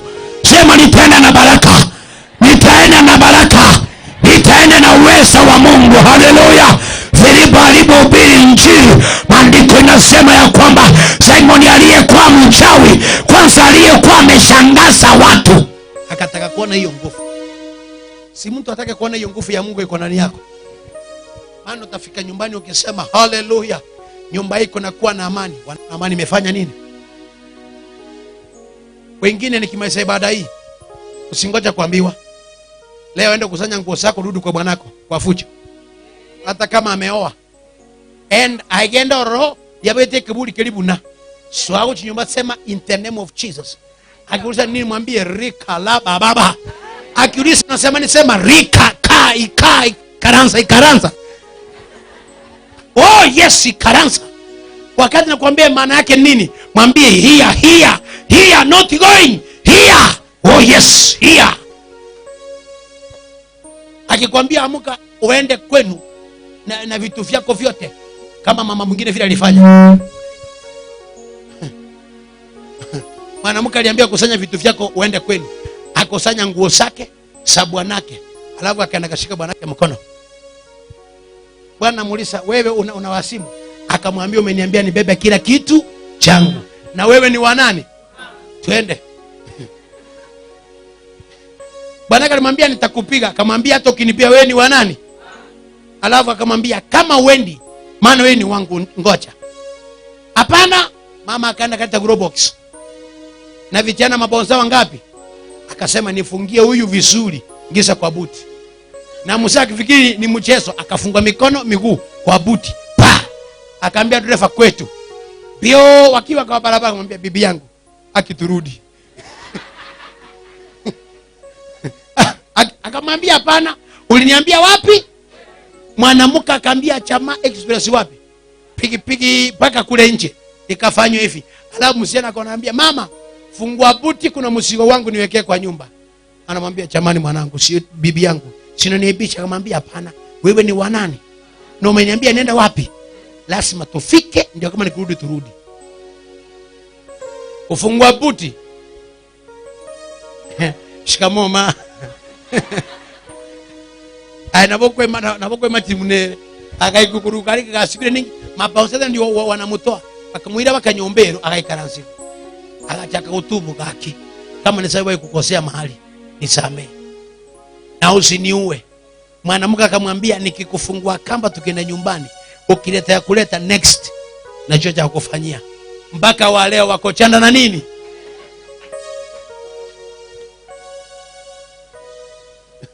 Bwana asifiwe.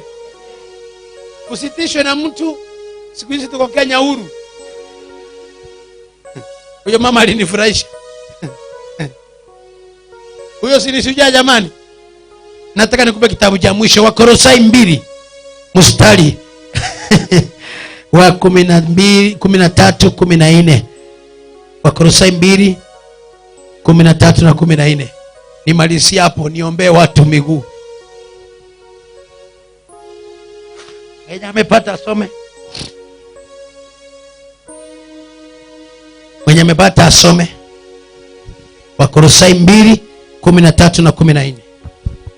Inasema hivi: na ninyi mlipokuwa mmekufa kwa sababu ya makosa yenu, mlipokuwa mmekufa kwa ajili ya makosa yenu, na kutotahiriwa kwa miili yenu, na kutobadilika katika miili yenu, aliwafanya hai pamoja naye, akiisha kutusamehe makosa yote. Akiisha kuifuta ile hati iliyoandikwa kwa kutushtaki kwa hukumu zake, iliyokuwa na uadui kwetu. Sema amen. Amen. So Bwana Yesu leo anaenda kufuta. Rudia hiyo statement. Akiisha kuifuta ile hati iliyoandikwa na ya kushtaki kwa hukumu zake, iliyokuwa na uadui kwetu, akaiondoa isiwepo tena. Kwa kufanya nini? Kwa kuigongelea msalaba. Amen. Bwana asifiwe. Bwana Yesu anasema kwamba aliondoa hati iliyoandikwa kwa ajili yetu. Kuna vile wameandikia familia yenu, kuna vile wamekuandikia mwenyewe. Sema leo, kwa jina la Yesu, chochote walichoandika kwangu kitaondolewa. Sema amen. Inua mkono chini kuombe. Baba, ninakuabudu wewe ni Mungu uliye mwema. Jehova Mungu, tunapoingia sehemu nyingine, naomba utakaso na kibali chako. Bwana, wanao ni wengi wanahitaji kukombolewa. Umesema kwamba tulipostakiwa tulikuwa na hatia, lakini kwa kugongelewa msalabani kupitia kwa damu yako tumewekwa huru. Bwana, nitakapoanza kuanoint watu wanapokuja na sadaka na sacrifice zao, naomba maisha yao yasiwe ya kawaida. Kuna mtu baada ya hiyo ni fit anointing atatembelea amani ya kipekee, atatembelea ushindi na utukufu. Masio, simwache mwanao, umutetee kwa kuna kwa kibali. In the name of Jesus I pray and believe. Pia Yesu makofi. Bwana asifiwe. Nataka tunaingia kwa order, maana leo tunamaliza ibada. Mko wengi kitambo kwa anointing nyote tunaweza kuchelewa. Saini saa 8 na dakika 1. Natamani tuende kwa oda iko hivi. Tunatoa kwanza sadaka na fungu la 10. Alafu mwenye kuna sacrifice, wale ambao niliambia mnakucha kuna sacrifice ya prophetic ile ya 12, ama yule akona 500 yake na nini, wakati wa kuingia miguu kule mafuta unaweka mikono miguu yako kwenye mafuta, ndio utakucha na hiyo sacrifice pale mbele. Tutafanya oda iko hivi, maana tuko wengi. Nitaweka viti pale, mtasunguka kutoka nje hivi. Unakucha unaingisha miguu yako hapo. Takuwa mimi nimekaa nikiongea miguu, unasikwa na asha. You come from outside, unasimama kwa hiyo mafuta, unakanyaga, ninakuombea, unarudi pale. Na wakati unarudi unaendelea na maombi. Bwana Yesu asifiwe. Mmoja mmoja, hata mtoto huyu amelala hapa mbele amucho. Hata mtoto, iron fit anointing ni ya kila mtu. Hiyo imesaidia familia yangu, imesaidia watoto wangu. Bwana asifiwe. So for now, usimistake, tunapoenda kutoa sadaka sahi na fungu la 10 ndio tunatoa. Na ile sacrifice, kama uko na ile yako ya 5,000, 10,000 ya biashara utaleta. Lakini ile ya prophetic ya mafuta utakucha wakati na kuwekea mafuta. Sema amen. Kwa hivyo nataka bahasha ya fungu la 10, nataka bahasha sadaka, kimbia bambele ya fungu la 10 ya sacrifice yako ile ya wiki ya kawaida, kimbia bambele uchukue. Nataka bahasha yako ya fungu la 10 na sadaka ile ya kawaida, kimbia uchukue. Baba ni asante, umebariki madhabahu haya. Bwana naomba mtu akombolewe. Wanapokutolea Bwana sadaka na fungu la 10 ukichukua bahasha, wabariki na wainue in the name of Jesus. Amen. So unaweza kuchukua bahasha ile ya month yenye unataka.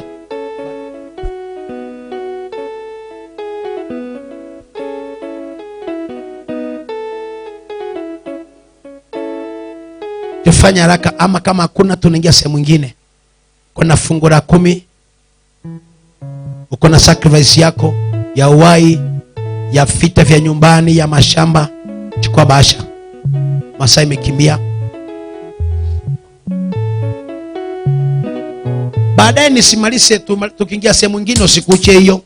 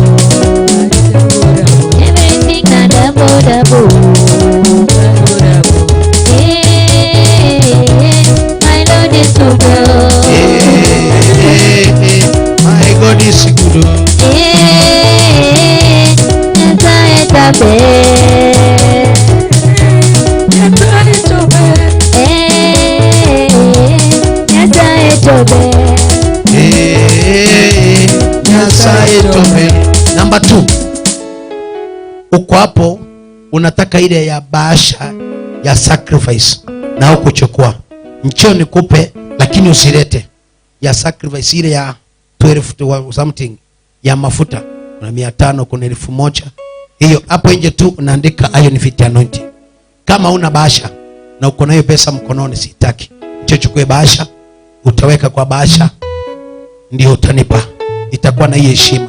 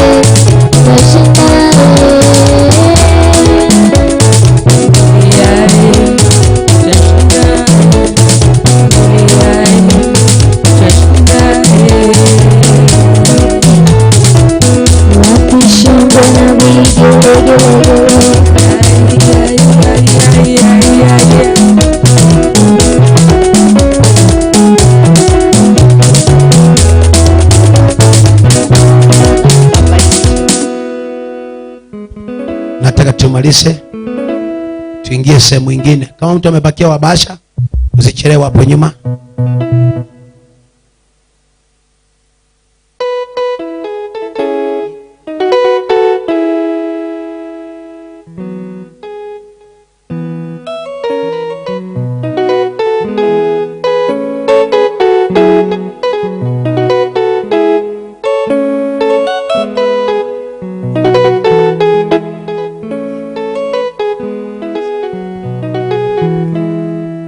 Tumemalizana habari ya bahasha.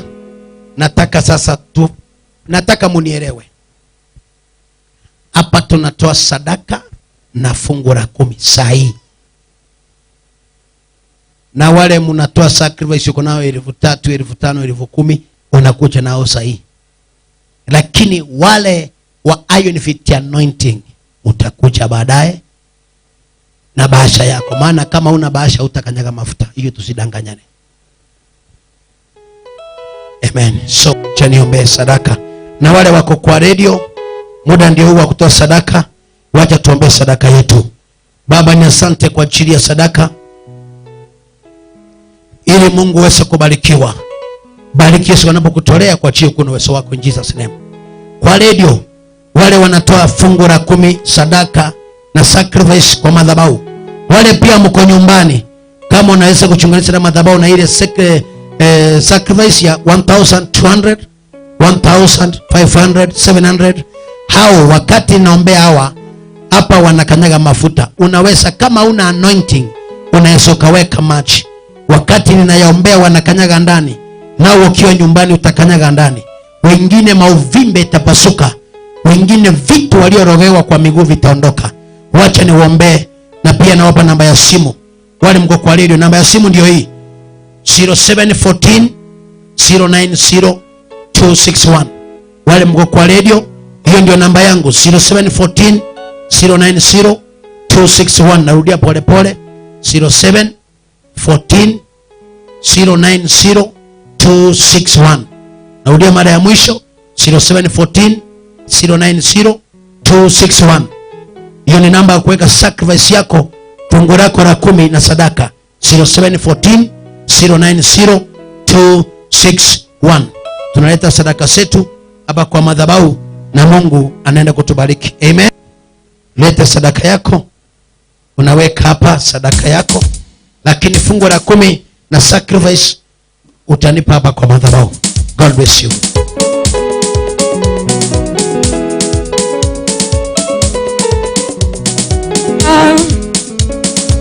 Nimemuona Bwana, leo ni siku njema. Leo ni siku njema.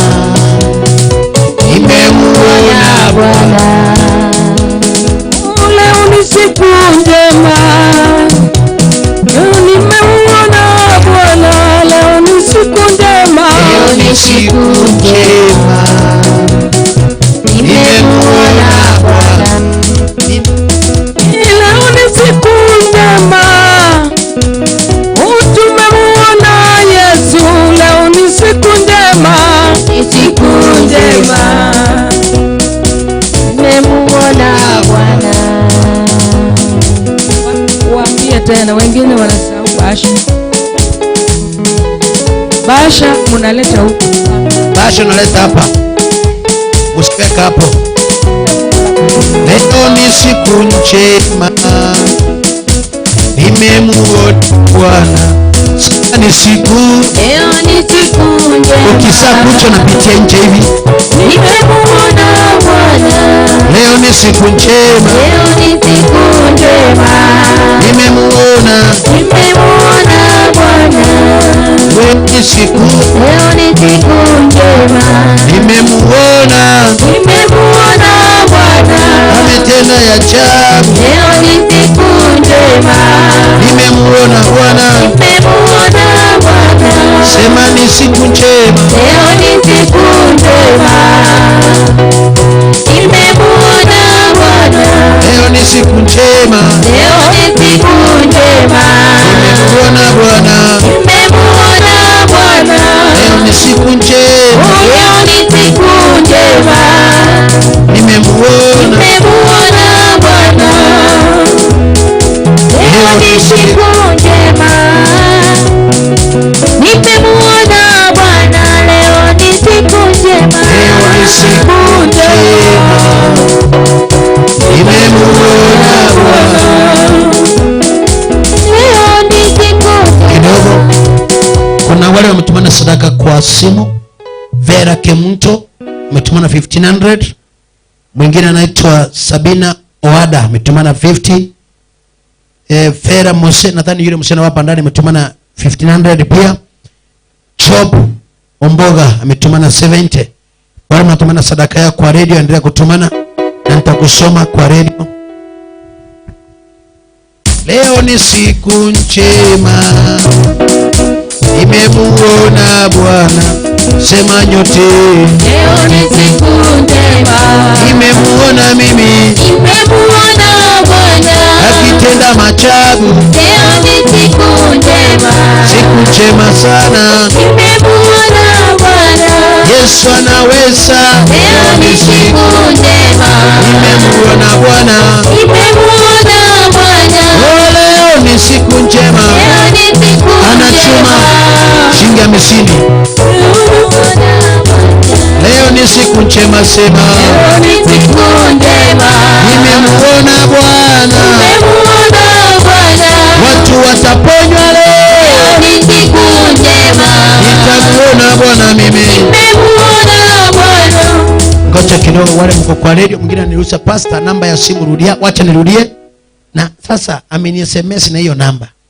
Tena nasema nirudie.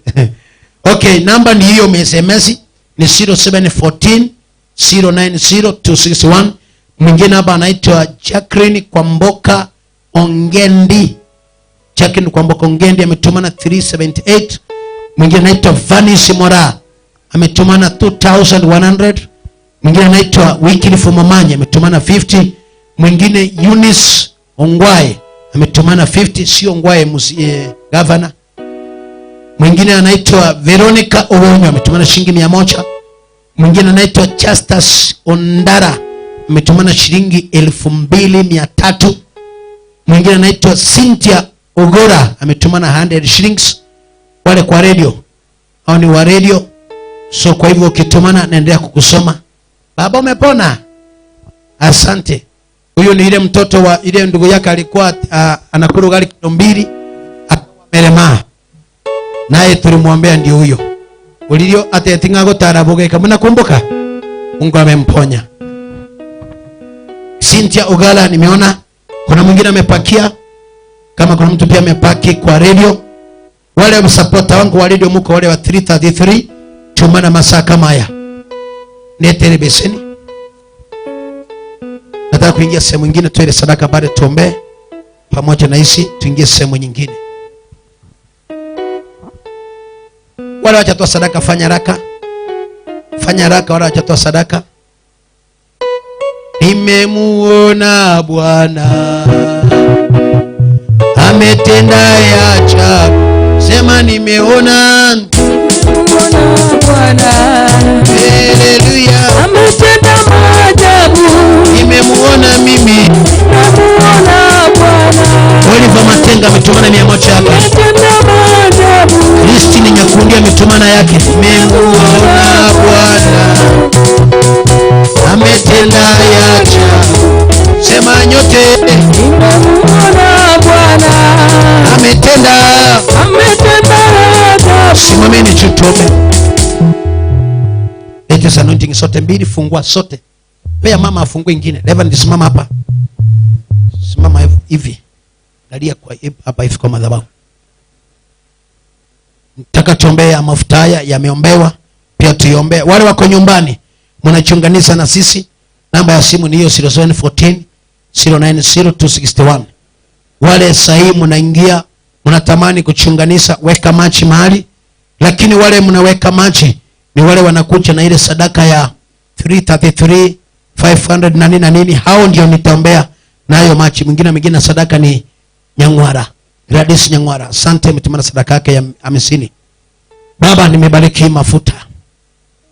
Niliyanenea pia Yesu nitayanenea. Iwe na ushindi na uhai ndani. Bwana, kila atakaye kanyaga hata hii peseni Mungu tumeiombea. Maana tuchili pita kwa mikono ya nani. Lakini Yesu watakapo kanyaga ndani, miguu yao iwe na afya, iwe na ushindi, wapokee kila wacha waipokea in Jesus name. Mimi niye mafuta hapo ndani.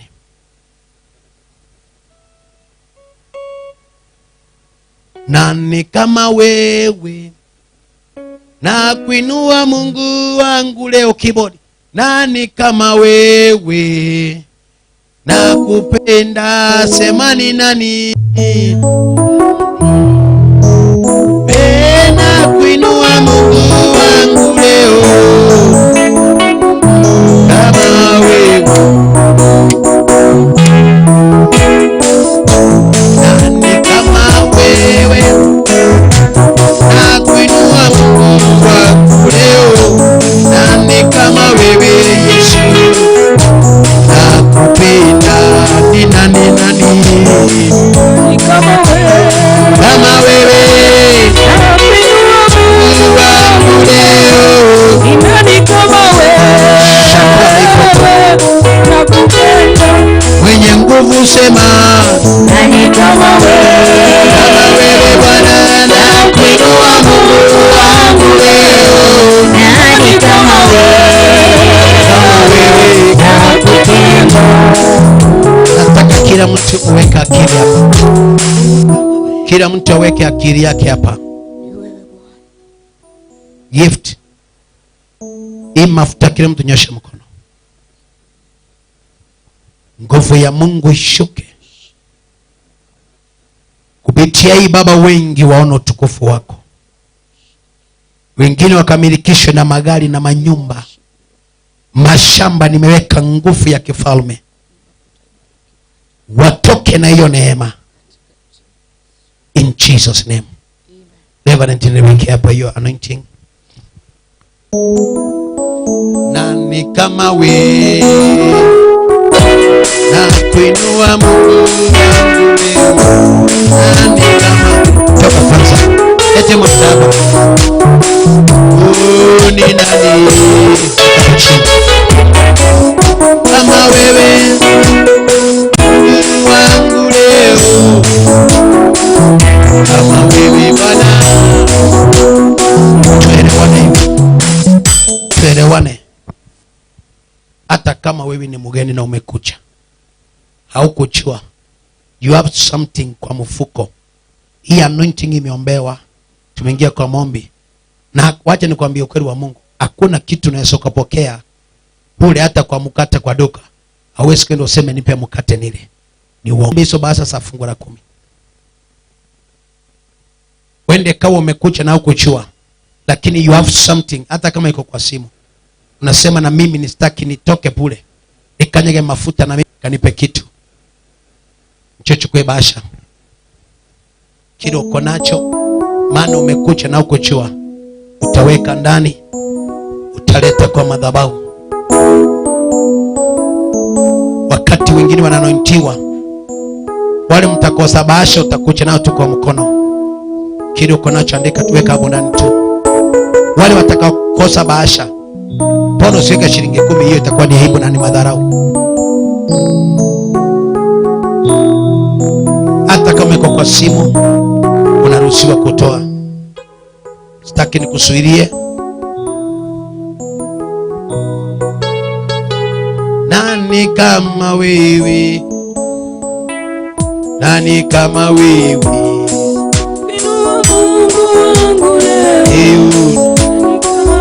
Nani kama wewe? Mwenye nguvu zote Baba. Nani kama wewe? Nani kama wewe? Wangu leo. Nani kama wewe? Ni nani kama wewe? Nani kama wewe? Nani kama wewe? Wangu leo. Nani kama wewe?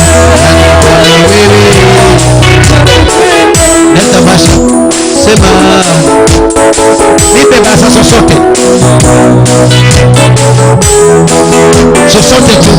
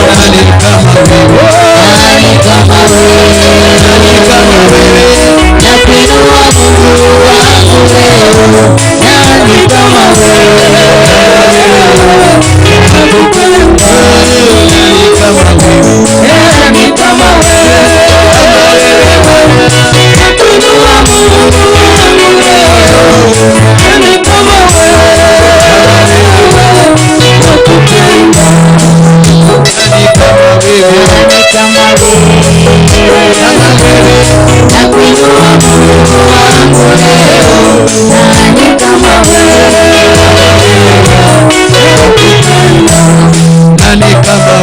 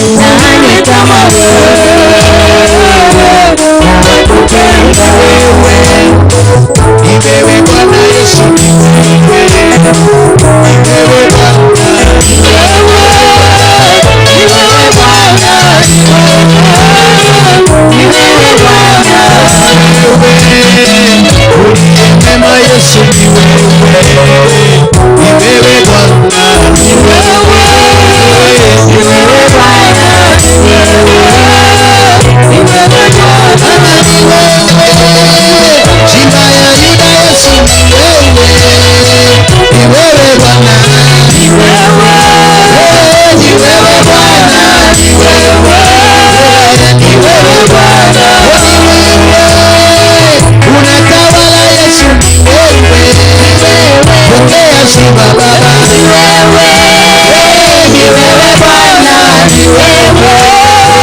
ni wewe Bwana, ni wewe Bwana, ni wewe Bwana, ni wewe Bwana, ni wewe Bwana, ni wewe Bwana, ni wewe Bwana, Yesu ni wewe Bwana, ni wewe Bwana, ni wewe Bwana, ni wewe Bwana, Yesu ni wewe Bwana, ni wewe Bwana, ni wewe Bwana, Bwana, ni wewe Bwana, Yesu ni wewe Bwana, ni wewe Bwana, ni wewe Bwana, wewe Bwana, wewe Bwana, ni wewe Bwana, Yesu ni wewe Bwana, ni wewe Bwana, wewe Bwana, ni wewe Bwana, ni wewe Bwana, Bwana, ni wewe Bwana, Yesu ni wewe Bwana, ni wewe Bwana. Mafuta iwe na kibali. Kuna watu Mungu atainua. Hilo nataka mpige laini kutoka nje. Wakati umefanya maasha, hivi viti vyote vipeleke pale nyuma. Hilo piga laini hivi nyote. Pastor Neema nani Reverend simama hapa. Na hiyo kikabu ya sadaka hapa. Reverend Pastor Neema simama upande ule. Mtu anakucha, unachukua sadaka unaingiza hapo. Nataka asha mmoja hapa.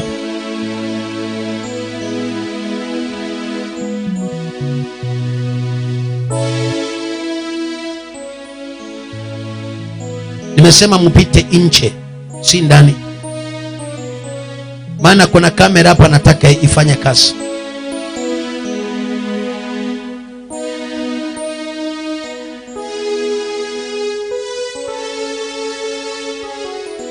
Pastor Neema, wewe nitakuchapa wewe.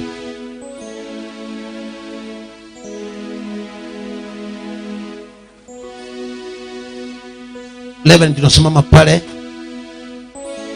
hapo kwa mlango. Mwenye anaweka hiyo sacrifice anapita kwa Pastor Neema. Hapa nataka asha mwingine. Simama hapa asha. Simameni nyinyi hapa nyote wawili. Mtu anakucha, anakanyaga miguu, mnampokea. Miguu tu si chini, unagusa tu kidogo. Alafu wale wanaopokea kwenda kule. Kila mtu anyamaze. Nataka lengo lako nione ukiabudu. Hii na basi imetosha tu. Baba ni asante. Mafuta iwe na kibali. Naona uvimbe ukatoke. Watu wakatoke na nguvu. Waponywe Bwana. Isiwe ni ibada ya kawaida. Utukufu wako ushuke in Jesus name. Neema unaweza kasidia mtoto kidogo. Nataka mnakucha, weka sacrifice yako, mchoka nyage madhabahu. Unatoa viatu kutoka huko. Natoa sacrifice yako. Kanyaga tu kidogo tu hivyo, na hiyo nyingine. Wengine mtapokea nguvu ya utakaso. Miguu yako iwe ni miguu ya chuma. Toa miguu ndani tu. Yena na hiyo neema. In Jesus name. Rakasapara. Au nataka usimameni upande huu. Kamera, saidia hii kamera hapa. Neema, damu ya Yesu yatakasa kabisa. Damu ya Yesu. Kuna nguvu ya Mungu. Oh, damu ya Yesu. Neema ya Yesu. Kabisa. Fanya haraka, fanya haraka. Natakasa kabisa. Damu ya Yesu. Kanyale wengine pia. Natakasa kabisa. Shalaba baba baba baba. Damu ya Yesu. Pata neema, pata neema. Natakasa kabisa. Fanya haraka. Damu ya Yesu. Hata ukigusa tu. Natakasa kabisa. Rapa baba. Damu ya Yesu. Yatakasa kabisa. Damu ya Yesu. Asha mmoja shikilia hii besi. Shakari baba. Damu yenye mamlaka yatakasa kabisa. Endelea kuomba tu. Endelea kuomba, kuna nguvu, kuna neema. Hiyo neema inatosha. Dai kile unataka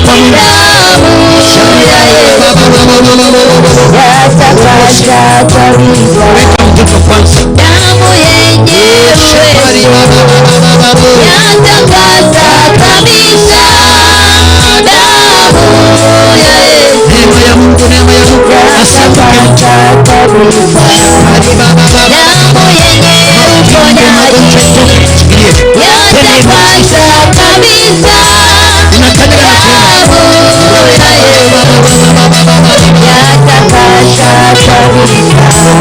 Damu yenye baraka zote yatakasa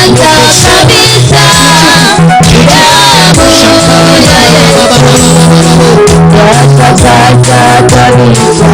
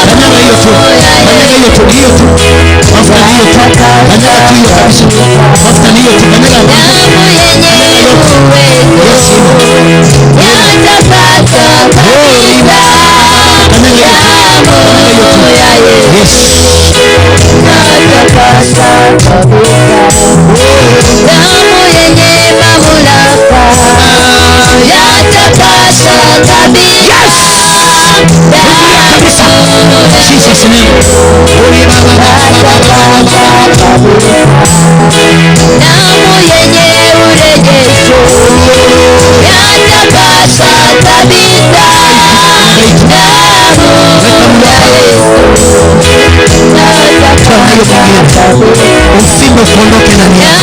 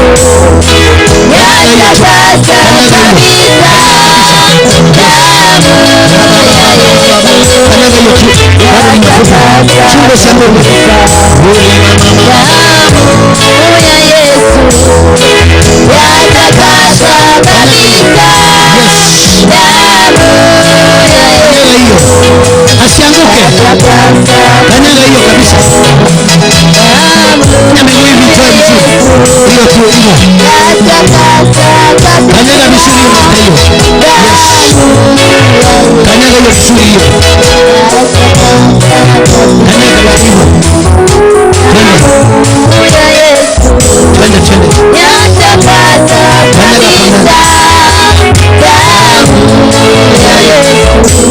Kanyaga na kutoa Mungu.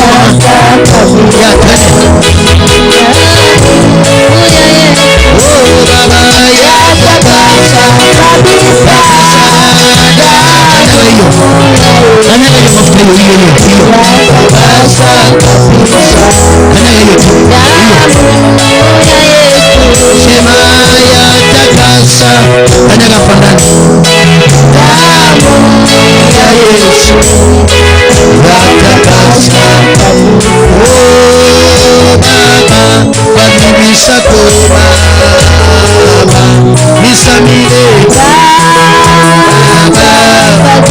Kanyaga hiyo tu. Kanyaga hiyo tu. Nakuheshimu badilisha kwa Baba nisamile Baba badilisha kwa Baba nisamile. Tunakuheshimu Bwana badilisha kwa Baba nisamile Baba badilisha kwa Baba nisamile. Tunakuheshimu Baba badilisha kwa Baba nisamile Baba badilisha kwa Baba. Kanyaga hiyo mafuta. Baba badilisha kwa kanyaga hapo chini. Baba nisamile Baba badilisha kwa Baba nisamile. Tunakuheshimu Baba badilisha kwa Baba nisamile. Hiyo inatosha hiyo. Hiyo inatosha hiyo. Tunakuheshimu Bwana badilisha kwa Baba nisamile. Hiyo inatosha hiyo. Asianguke. Baba huruma yako Baba nisamile. Inatosha hiyo. Tunakuabudu Bwana badilisha kwa Baba nisamile Baba badilisha kwa Baba nisamile. Tunakuinua Bwana badilisha kwa Baba nisamile Baba badilisha kwa Baba nisamile. Tunakuinua Bwana badilisha kwa Baba. Enda kule mkono kule nyuma. Nisamile Baba badilisha kwa Baba nisamile. Pokea hiyo. Funguliwa.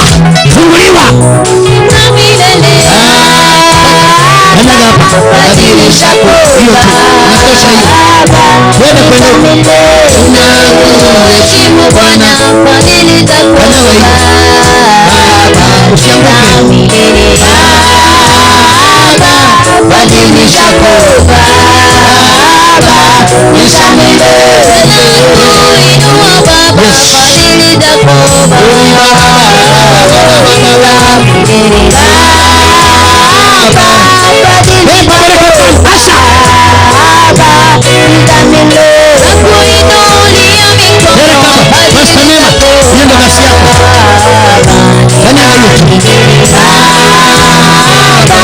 badilisha kwa Baba,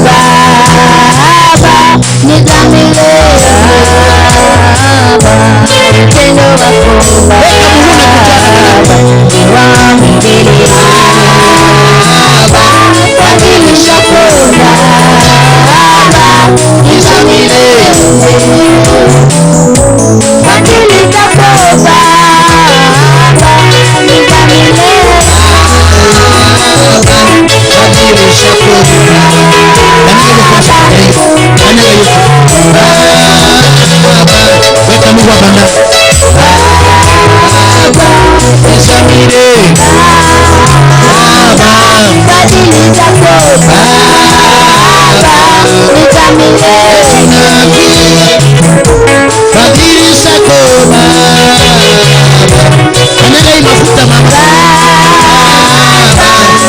badilisha koba. Kisha milele badilisha koba. Kisha milele nimemtoka hapa. Badilisha koba.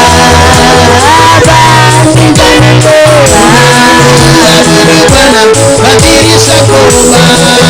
Acha unaona kasi yenu. Badilisha koba.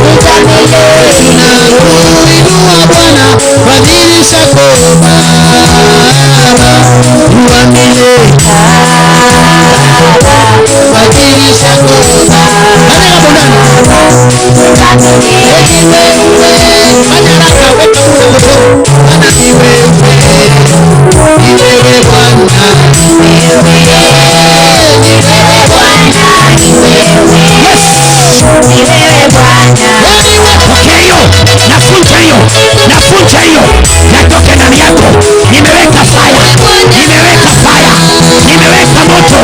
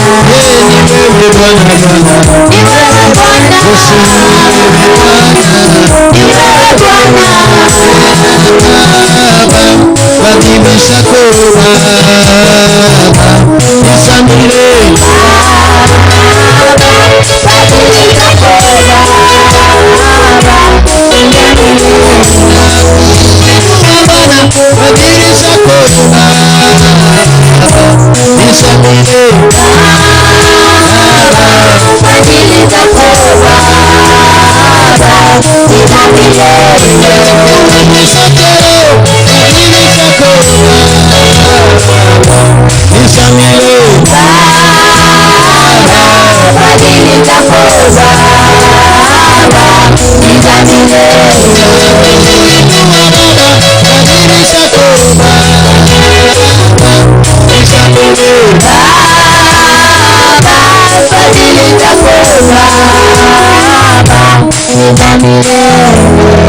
Nimemaliza na kila mtu. Ni viatu kanyageni. Kuna mtu ambaye uchakanyaga, unatamani kukanyaga, kimbia. Hii ni neema iko hapa. Kuna wengine mtaona miujiza, baraka inakuja, uwezo unakuja. Kanyaga hapo tu, kanyaga tu. Amen. Kanyaga tu, kanyaga tu, kanyaga tu. Wale mko kwa radio, sinaona hiyo si mchezo. Wale mko kwa radio, ile machi ambayo niliombea, wale mko kwa radio, hiyo machi iwe na upako. Kanyaga ndani, kanyaga ndani ya hiyo machi, kanyaga ndani ya hiyo machi. Wale mko kwa radio, sawa, kanyaga ndani. Bwana anaachilia neema huko, anaachilia kibali huko, anaachilia uwezo huko. Baba anaachilia kibali. Tukiingia deliverance kuna vitu itafanyika. Mtaona wenyewe. Unakanyaga tu na kutoka. Unakanyaga tu na kutoka. Kuna neema inafanyika. Tukiingia kwa maombi mtaona miujiza. Pole pole. Pole pole.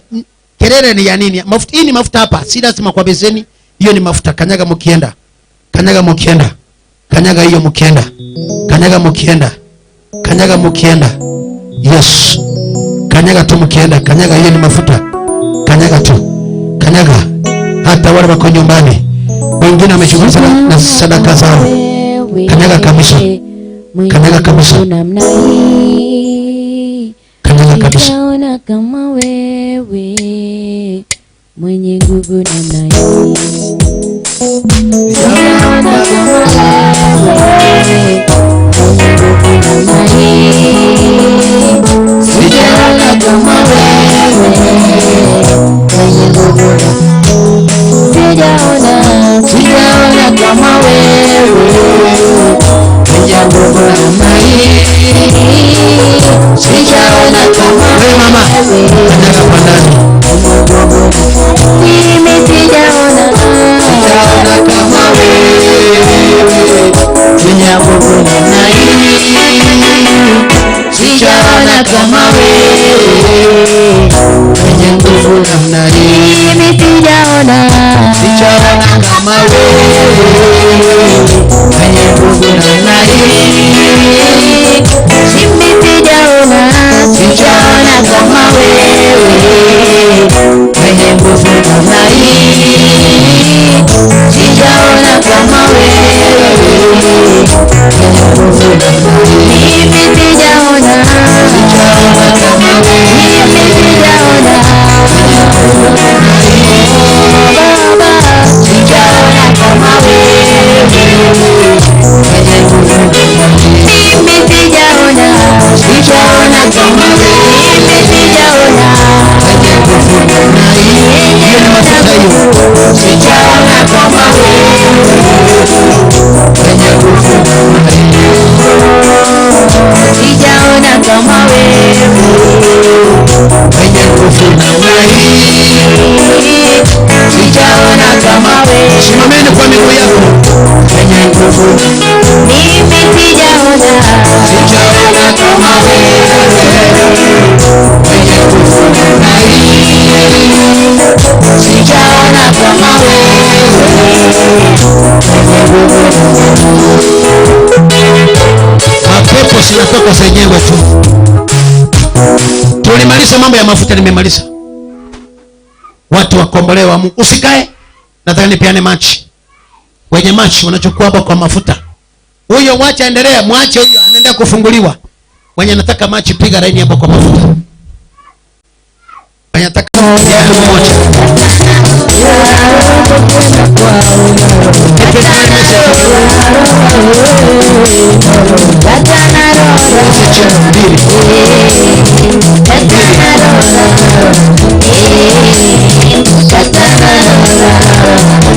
Secret moja na moja.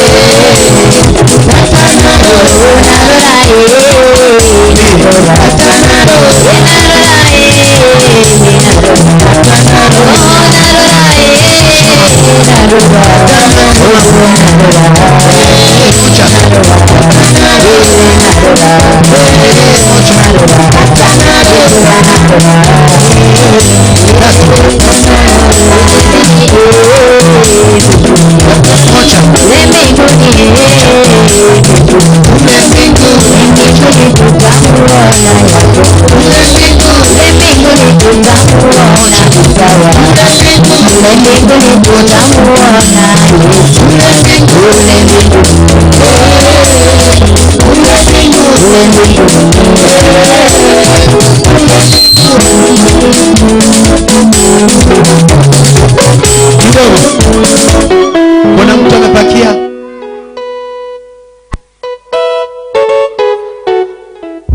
chupa tatu, watu wanakombolewa, deliverance inafanyika.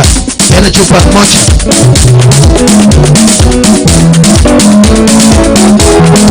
Fanya haraka na maliza. Tukufuni zako ewe Mungu wangu, tukufuni zako Bwana, tukufuni zako ewe Mungu wangu, tukufuni zako Bwana, tukufuni zako ewe Mungu wangu, tukufuni zako Bwana, tukufuni zako ewe Mungu wangu, tukufuni zako Bwana, tukufuni zako wa keyboard wewe mnaangalia.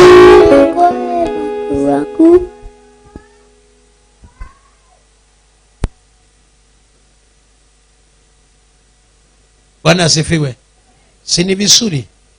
Nyinyi mnaongea nini hapa? Maliza haraka madam. Nataka nibariki watu wa Secret Weapon na 100. Nataka watu 20. Leta hapa haraka. Na 100 Secret Weapon. Kwa laini ukija na 200 hiyo nachukua mimi. Mimi 100. Secret Weapon 100. Unakucha na 100 iko cash. Hapana, nitakupa change tu. Unaogopa nitakupa change. Nataka 2, mpe 2. Fanya haraka Secret Weapon mpe 2. Peana huyu moja. Peana huyu moja Secret Weapon. Peana huyu moja. Wanajua kazi inafanya. Peana huyu 2.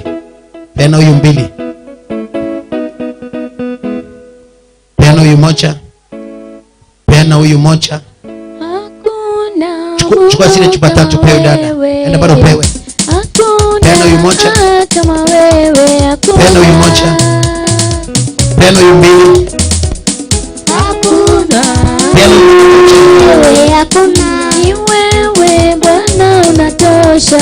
Simepaki Secret 5. Mungu kama wewe hakuna. Peana moja. Kama wewe. Anointing. Kama wewe. Peana Secret 2. Ni wewe Bwana wabariki. Hakuna Mungu kama wewe hakuna. Kama wewe. Hakuna. Ni wewe Mungu hakuna Mungu kama wewe hakuna. Kocha kwanza. Secret unajua simeisha. Secret simeisha. Chini kuna secret. Inomo. Inomo. Hii iko chini ni yangu. Hii unaleta 50 na kupa. Leo niko na raha. So, mupe 2. Peana huyu 2. Hii kiisha hivyo staki. Peana huyu 2. Ni wewe Baba wabariki. Neno moja. Hakuna Mungu kama wewe, Huyu pembeni. hakuna kama wewe, hakuna Mungu kama wewe. Maji yangu inabaki huko. Ni wewe Mungu wainua, hakuna kama wewe, hakuna Neno hili. kama wewe, hakuna kama There you go. wewe, hakuna wewe wainua, There you go. hakuna kama wewe, hakuna Imebakia moja. kama wewe, Mesha. hakuna kama wewe, hakuna. Kupa hiyo moja tu. Nitakupa. Tatu.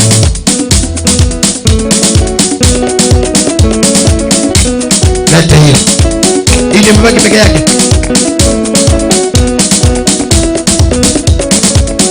Nitakupa. Weke hapo. Nataka niombee watu. Toa kiti hapa. Weka machi yako kando, weka kile kitu kando. Nataka nikubariki. Nataka nichie kama kwa radio wanatupata ama tumetoka kwa radio. Sasa imeenda sana. Nifungulie image please. Nifungulie image please. Fungulie image haraka. Edina Nyangwara, nimeona yako ni mmoja wa wale ambao wanafunguliwa. Fungulie image, nifungulie image, nifungulie image. Mama kanisa nitawachapa makofi. Ibiro msibio kumega. Toa viti. Toa virogo hapo.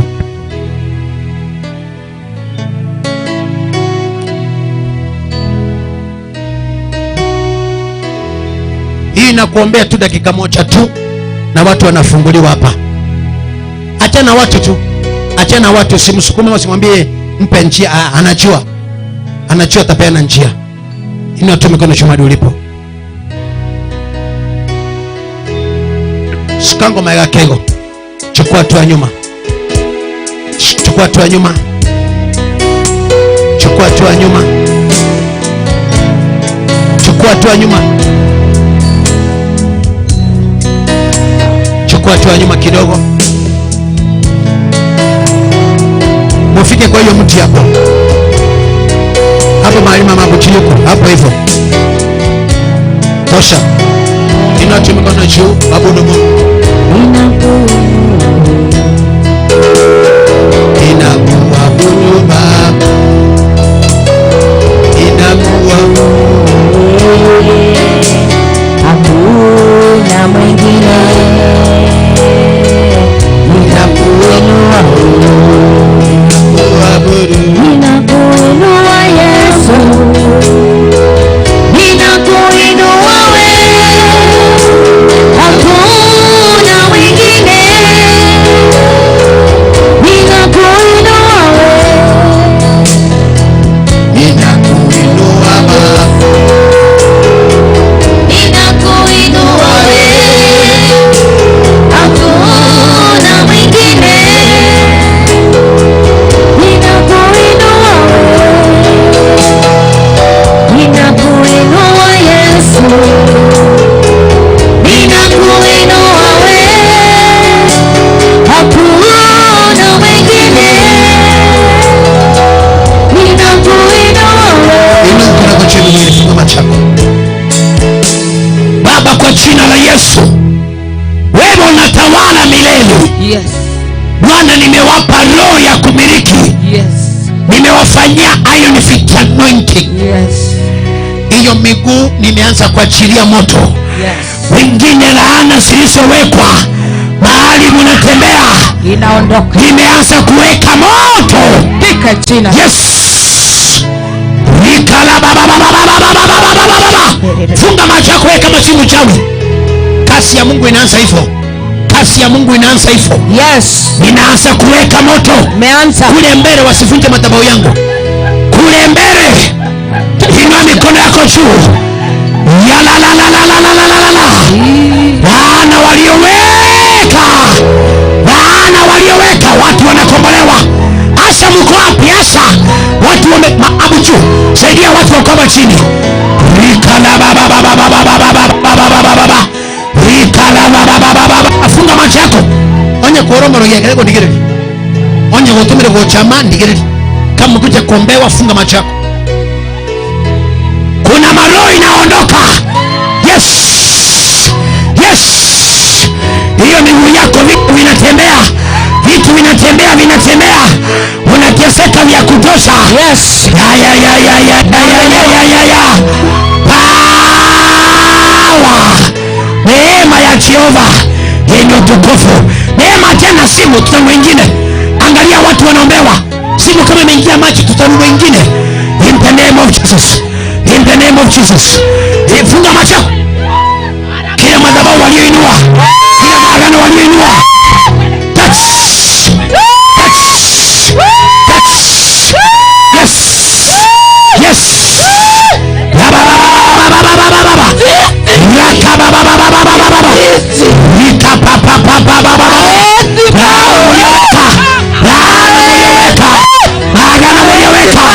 Leo Bwana Yesu anaanza kutembea.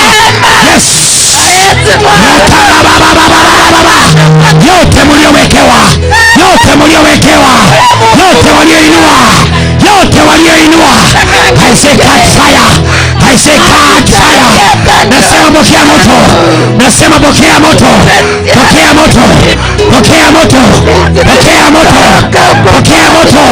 Saidia watu hapa. Yes.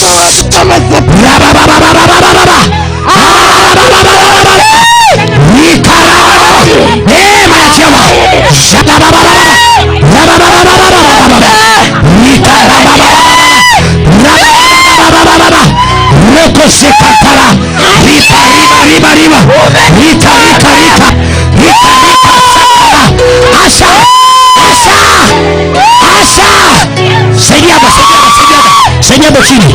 Rika chankalapa. Rika raka. Toka ndani yake.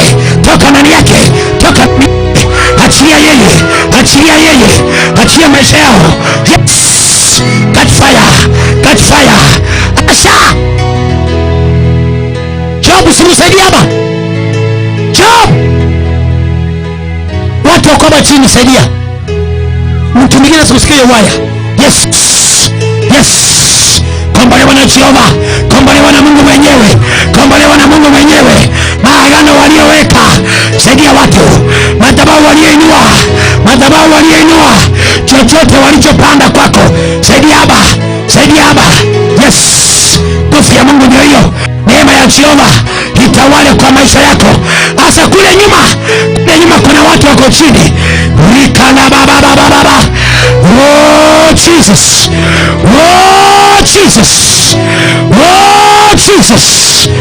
Raka papa. Rika ndala mama. Raka papa. Rimala baba. Oh Jesus. Adhabu walioinua na waliokuwekea. Bwana Yesu apigane nayo. Rika sapalaba. Ripa baba. Laana sote inatoka. Yote na kwa maisha yako. Chochote walichoinua kinyume kaisha nisaidie kusika watu. Kwa jina la Yesu. Tano yake Kaisa saidia. Saidiana. Kaisa beba. Na yule mlikuwa na yeye vijana saidia. Kamere. Rikala baba. Yes. Neema ndio hiyo. Kibali ndio hiyo. Wewe ndio fungulia mama. Oh! Ndio hiyo. Rika baba. Asha. Yes. Chako kumalewe. Asha nisaidie. Saidia mtoto Asha. Neema ya Mungu ndio hiyo. Aliyekulaani leo anakutana na Jehova. Anakutana na Mungu mwenyewe. Yes.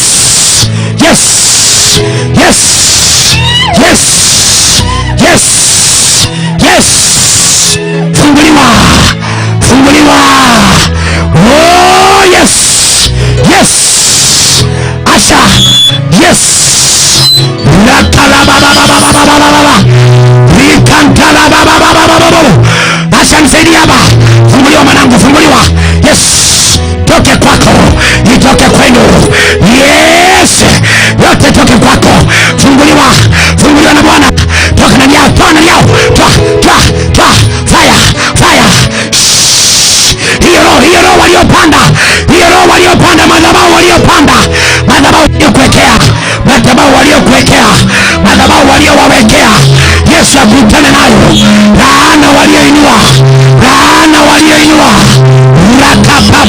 papa rikasatalala rikandala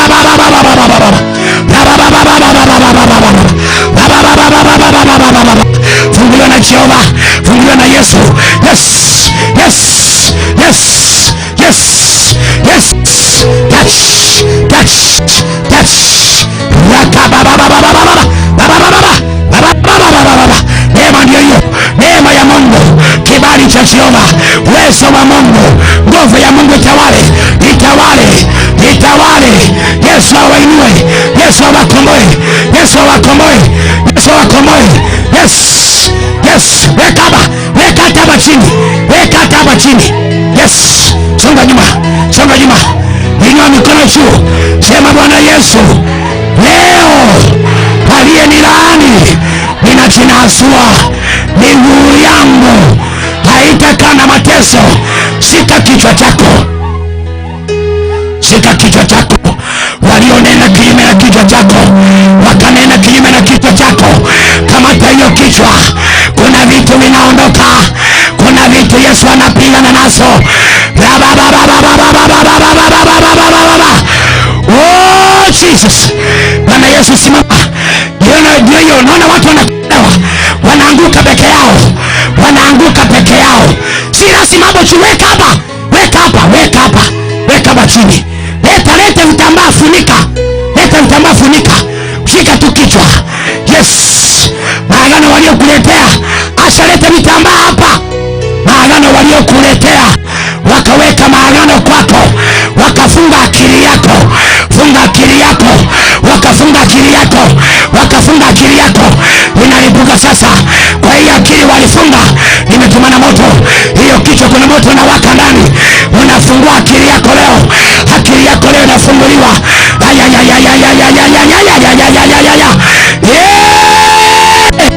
Funga hiyo tu kichwa chako, hiyo kichwa chako funika tu. Shika tu na mikono, nguvu inakuja yenyewe. Funga macho, macho ndio hiyo. Ndio hiyo, ndio hiyo, ndio hiyo, ndio hiyo. Inatoka, inatoka, inatoka. Laana inatoka, inatoka kule nyuma. Inatoka kule nyuma, saidia. Inatoka hiyo akili yako. Waliokanyaga akili, waliokanyaga akili. Shika kwenye kifua na tumbo, shika kifua na tumbo. Haya, hiyo tumbo, wengine kifua kinauma. Hiyo tumbo, madawa uliokunywa, sumu uliokunywa, utaanza kutabika, utaanza kutabika, utaanza kutabika. Ndio hiyo hapo chini, leta. Utaanza kutoa kwa tumbo, wanatoa kwa tumbo, vile viko ndani yao. Utaanza kutoa kwa tumbo, vinatoka kwa tumbo, vinatoka kwa tumbo. Kwa hiyo kifua, kwa hiyo kifua, kwa hiyo tumbo. Roho waliopanda, roho ya ulevi, roho waliopanda ya magonjwa, tabika yote. Leta leso. Mwingine akapa chini, simusaidie. Futa kwa ndani mara ya kwanza, breathe in, weka nje. Futa ndani mara ya pili. Nimekamata anga, shika hiyo tumbo, shika hiyo tumbo, kile kiko ndani. Uchawi waliokuwekea kwa tumbo, hasa kutabika hiyo. Sumu uliowekewa, mwingine usikia uchungu hapa chini kwa karibu na sehemu ya siri. Weka mkono hapo, usiogope. Yes, yes. Nimetoa hiyo cho, nimetoa hiyo, nimetoa hiyo roho, hiyo roho. Ugonjwa wa kansa, wa kansa, chomeka, chomeka, chomeka, chomeka. Mahali pana naumia. Naweka fire, naweka fire, naweka fire in the name of Jesus. Watu nyosha mikono hapo, kwa mikono nyosha mikono hapo kwa madhabahu, nyosha, nyosha mikono tu. Sema Bwana Yesu unakomboa, Bwana Yesu unakomboa. Sema mapepo tunayachoma. Nikisema fire tunaachilia moto. Sema fire, sema fire. Tuma moto, tuma moto. Tunaua wachawi, waganga. Sema fire, sema fire, sema fire, sema fire, sema fire. Tunaua, sema fire, sema fire. Tunaua leo maroho ya uchawi na uganga. Sema fire, sema fire, sema fire.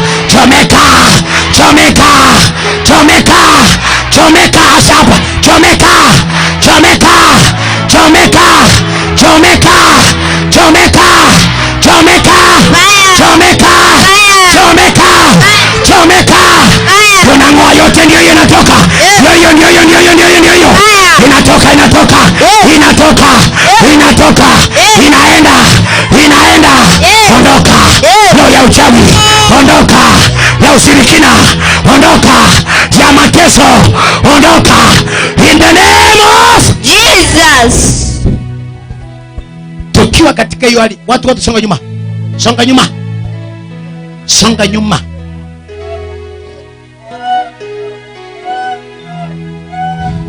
Nimewafungua katika jina la Yesu. Wasimamishe wote. Wote. Wasimamishe, piga Yesu makofi. Wasimamishe wote. Wasimamishe wote. Fanya haraka. Wasimamishe wote. Wasimamishe wote. Wasimamishe. Nilete huyo mtoto huyo hapa. Nikisi. Huyo mtoto aletwe hapa. Mulete hapa. Simamisha wengine wote. Wewe nani? Acha hiyo. Acha hiyo. Nilete mtoto hapa. Mweka hapo kando. Mweka, angalie vizuri.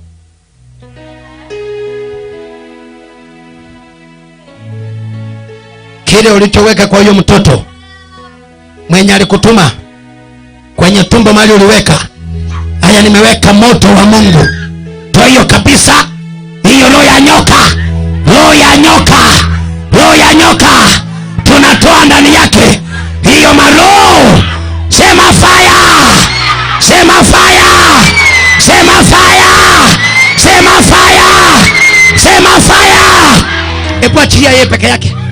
Songa nyuma hivi tu. Songa nyuma hivi tu. Songeza au chini. Songeza au chini. Kristini. Aya, teseka ukienda. Teseka ukienda. Ile roho uliyopanda. Ile roho uliyopanda. Mahali ulipandia. Toa hiyo ndani yake. Toa hiyo ndani yake. Toa hiyo ndani yake. Toa ndani yake. Tembea vile mnafanya. Tembea vile mnafanya. Ukitoa yote. Toa yote ndani yake. Toa yote ndani yake. Toa yote kabisa. Toa kabisa. Toa kabisa. Toa kabisa. Teseka kabisa. Kabisa. Kabisa. Kabisa. Kabisa. Kabisa. Tunatoa hiyo. Tunang'oa hiyo. Tunang'oa hiyo. Tunang'oa hiyo. Uchawi, ushirikina, udevospa. Sema fire. Sema fire. Sema fire. Sema fire. Sema fire. Sema fire. Sema fire. In the name of Jesus. Kwisha kabisa ndani yake. Leta huyo hapa.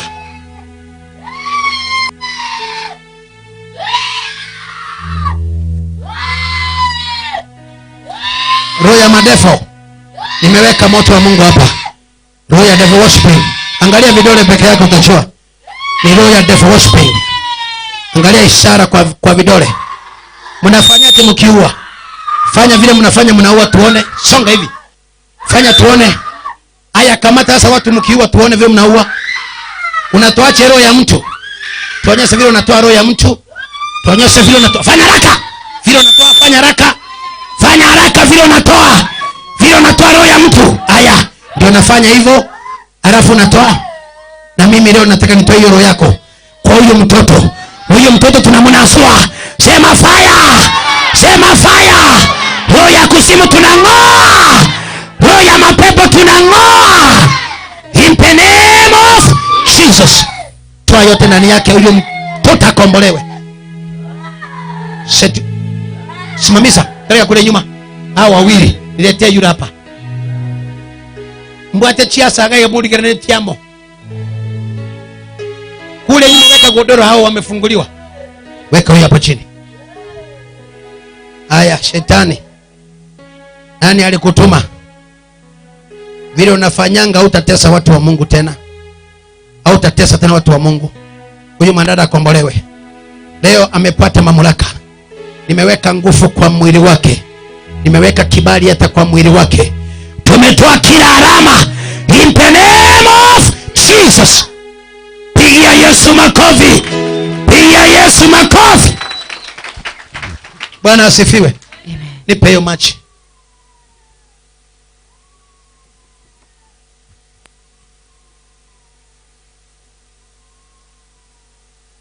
Set you free. Set you free. Aya, piwa basi. Piwa sasa. Aya. Hiyo sasa muongana hapo.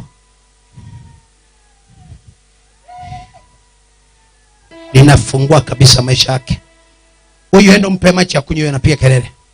Mpe tu. Kunywa mara moja. Huyu anapiga kelele. Inua tu mkono juu, maana watu wamekombolewa. Sema Bwana Yesu, utubariki na utuinue. Kila uchawi au na mamlaka. Huyu nataka awekwe watu waone vile anatapika Bwana. Hiyo ni nguvu ya Mungu. Atapike vyote vya mapepo. Mungu amkomboe. Alikuwa anatumika na uchawi na nyanyake. Sasa amefunguliwa, anaendelea kupata deliverance day in day out. Ile madawa walitumia kumfunga sasa kumsaidia. Naona natapika vyote. Mungu akupe neema na wewe. Nataka nibariki maisha yako. Nataka nibariki maisha yako. Inua mkono juu hivi. Nikisema unasema nimechukua. Baba, kwa jina la Yesu, ninapeana baraka kwao. Nimerudisha ndoa yao, masomo ya watoto, amani yake, kazi yake aliyopewa, biashara yake aliyemlaani leo tumeondoa. In the name of Jesus. Inua mikono juu. Baba, ninakuinua kwa ajili ya watu wako. Wanapoenda manyumbani wapiganie, watetee. Naomba neema na kibali, wewe ni mwema na ni Mungu mwaminifu. In the mighty name of Jesus, I pray and believe. Ukiwa katika hiyo hali, piga Yesu makofi. Bwana asifiwe. Ukiwa katika hiyo hali, nataka watu 10 wanaweza kutusapoti. Tulipe kipindi ya leo. Watu 10, hiyo simu yangu. Watu 10. Hata kama uko hapa ndani, ndio tuseme neema. Uko hapa ndani, unaweza kusapoti hiyo nguvu ya Mungu nzuri kama hiyo naona. Nataka tu watu 10 wa kutupa tu shilingi 100 tuweze kulipia kipindi. Tukingoja huyo afunguliwe, maana nafunguliwa. Hao watu 10, na wewe njoo pokea hiyo neema hapa. Wende nyumbani, wachawi ukawanyonge vile huyo anatunyonga mapepo hivi. Na 150 yako kusapoti kipindi. Nipe.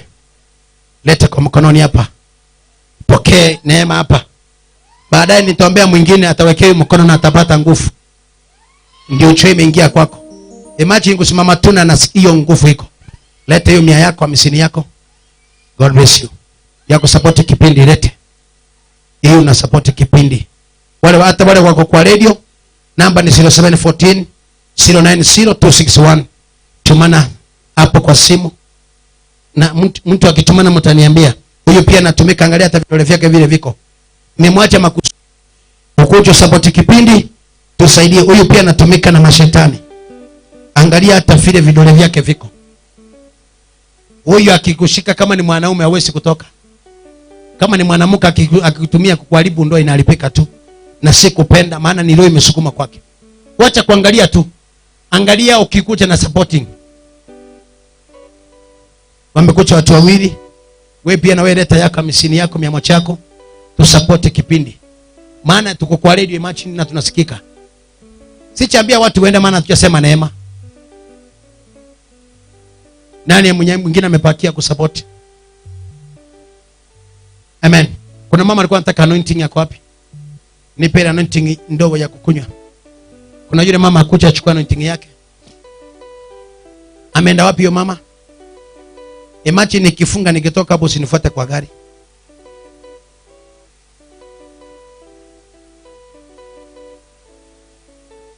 Nani anatoa viti nje na sijasema neema? Huyo ndio mchawi wa kanisa hii. Maana huwezi kutoka na viti kwa kanisa sijasema neema. Na mimi ndio mchungaji.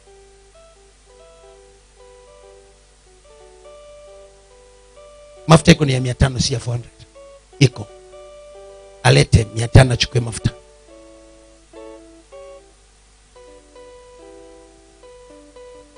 Vile natumia nitakwambia. Nani mwingine anataka ya kwake? Pesa iko wapi? Tumana basi. Tumana mama atakopa. Angalia nyingine. Inua mikono chini kubariki unapenda nyumbani. Wewe pia unataka mafuta?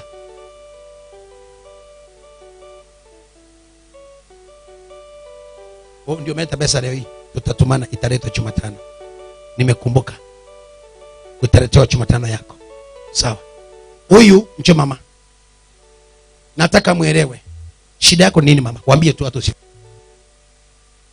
Chimbere chikondo maiga chikoruroka bana iganyikwete chibimbete. Alianza kama kitu kinaanza. Kinampapasa babasa kwa matiti. Sai imefimba. Unajua ni nini? Ni mapepo, next ni kansa. Jumatano tunaanza ibada ya nyota na nitaanza kutafsiria watu ndoto. Unoto na kula nyama ni uchawi. Njoni kutafsiria Jumatano. Sasa kama huyu ya kwake ni simbo, tunampa ya anointing, atachia anointing nyingine akunywe. Ile uvimbe uko kwenye matiti itatoka tu. Ameponywa na kansa. Bwana asifiwe. Simbo mwingine alikuja na arthritis, hawezi kutembea, tukomba akakimbia. Mwingine akakuja kuna sukari, tukamwombea akaponye sukari, akapata mpaka kipawa, akaniacha hata bila kuniaga. Lakini madamu aliponywa. Bwana asifiwe. Mwingine akakuja akona sehemu za kike ngapi? Si mnakumbuka? Tukaomba fake ikaenda ikabaki original. Sasa yako sawa. Bwana alikuwa amemtoroka amerudi kwa nyumba. Mwingine akakuja amezaa mtoto hana sehemu. Maana ni msichana na ana hiyo sehemu. Nikashimo tu mtoto akikochoa na wekewa sichi. Inatolewa maji. Mtoto analia. Tukaomba. Leo hii mtoto wake ni mzima. Naye mtoto anaenda choo kama kawaida. Hakuna ya kushinda Mungu.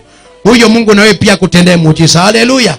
Huyu pia vile anaponywa kansa. Hii ya matiti wanasukuma na hizo vitu. Wewe pia uponye. Vitu vinatembea kwa nyumba. Vitu vinafanya vituko. Anointing yenu imekucha. Ile ya 500. Jumatano itapatikana. Haleluya.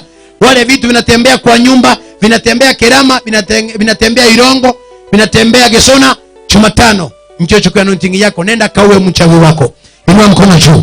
Baba ni asante. Tunapotoka kwenda manyumbani tubariki. Nimesema wewe ni mwaminifu na ni mwema. In the mighty name of Jesus, I pray and believe. Tuseme neema ya Bwana wetu Yesu Kristo na upendo wa Mwenyezi Mungu Baba na ushirika wa Roho Mtakatifu uwe na sote sasa na hata milele. Amen. Nataka kusalimia watu 5 ukiwaambia hivi, watu 5 ukiwaambia hivi, mimi nimemwona Mungu. Driver wa pickup wako wapi?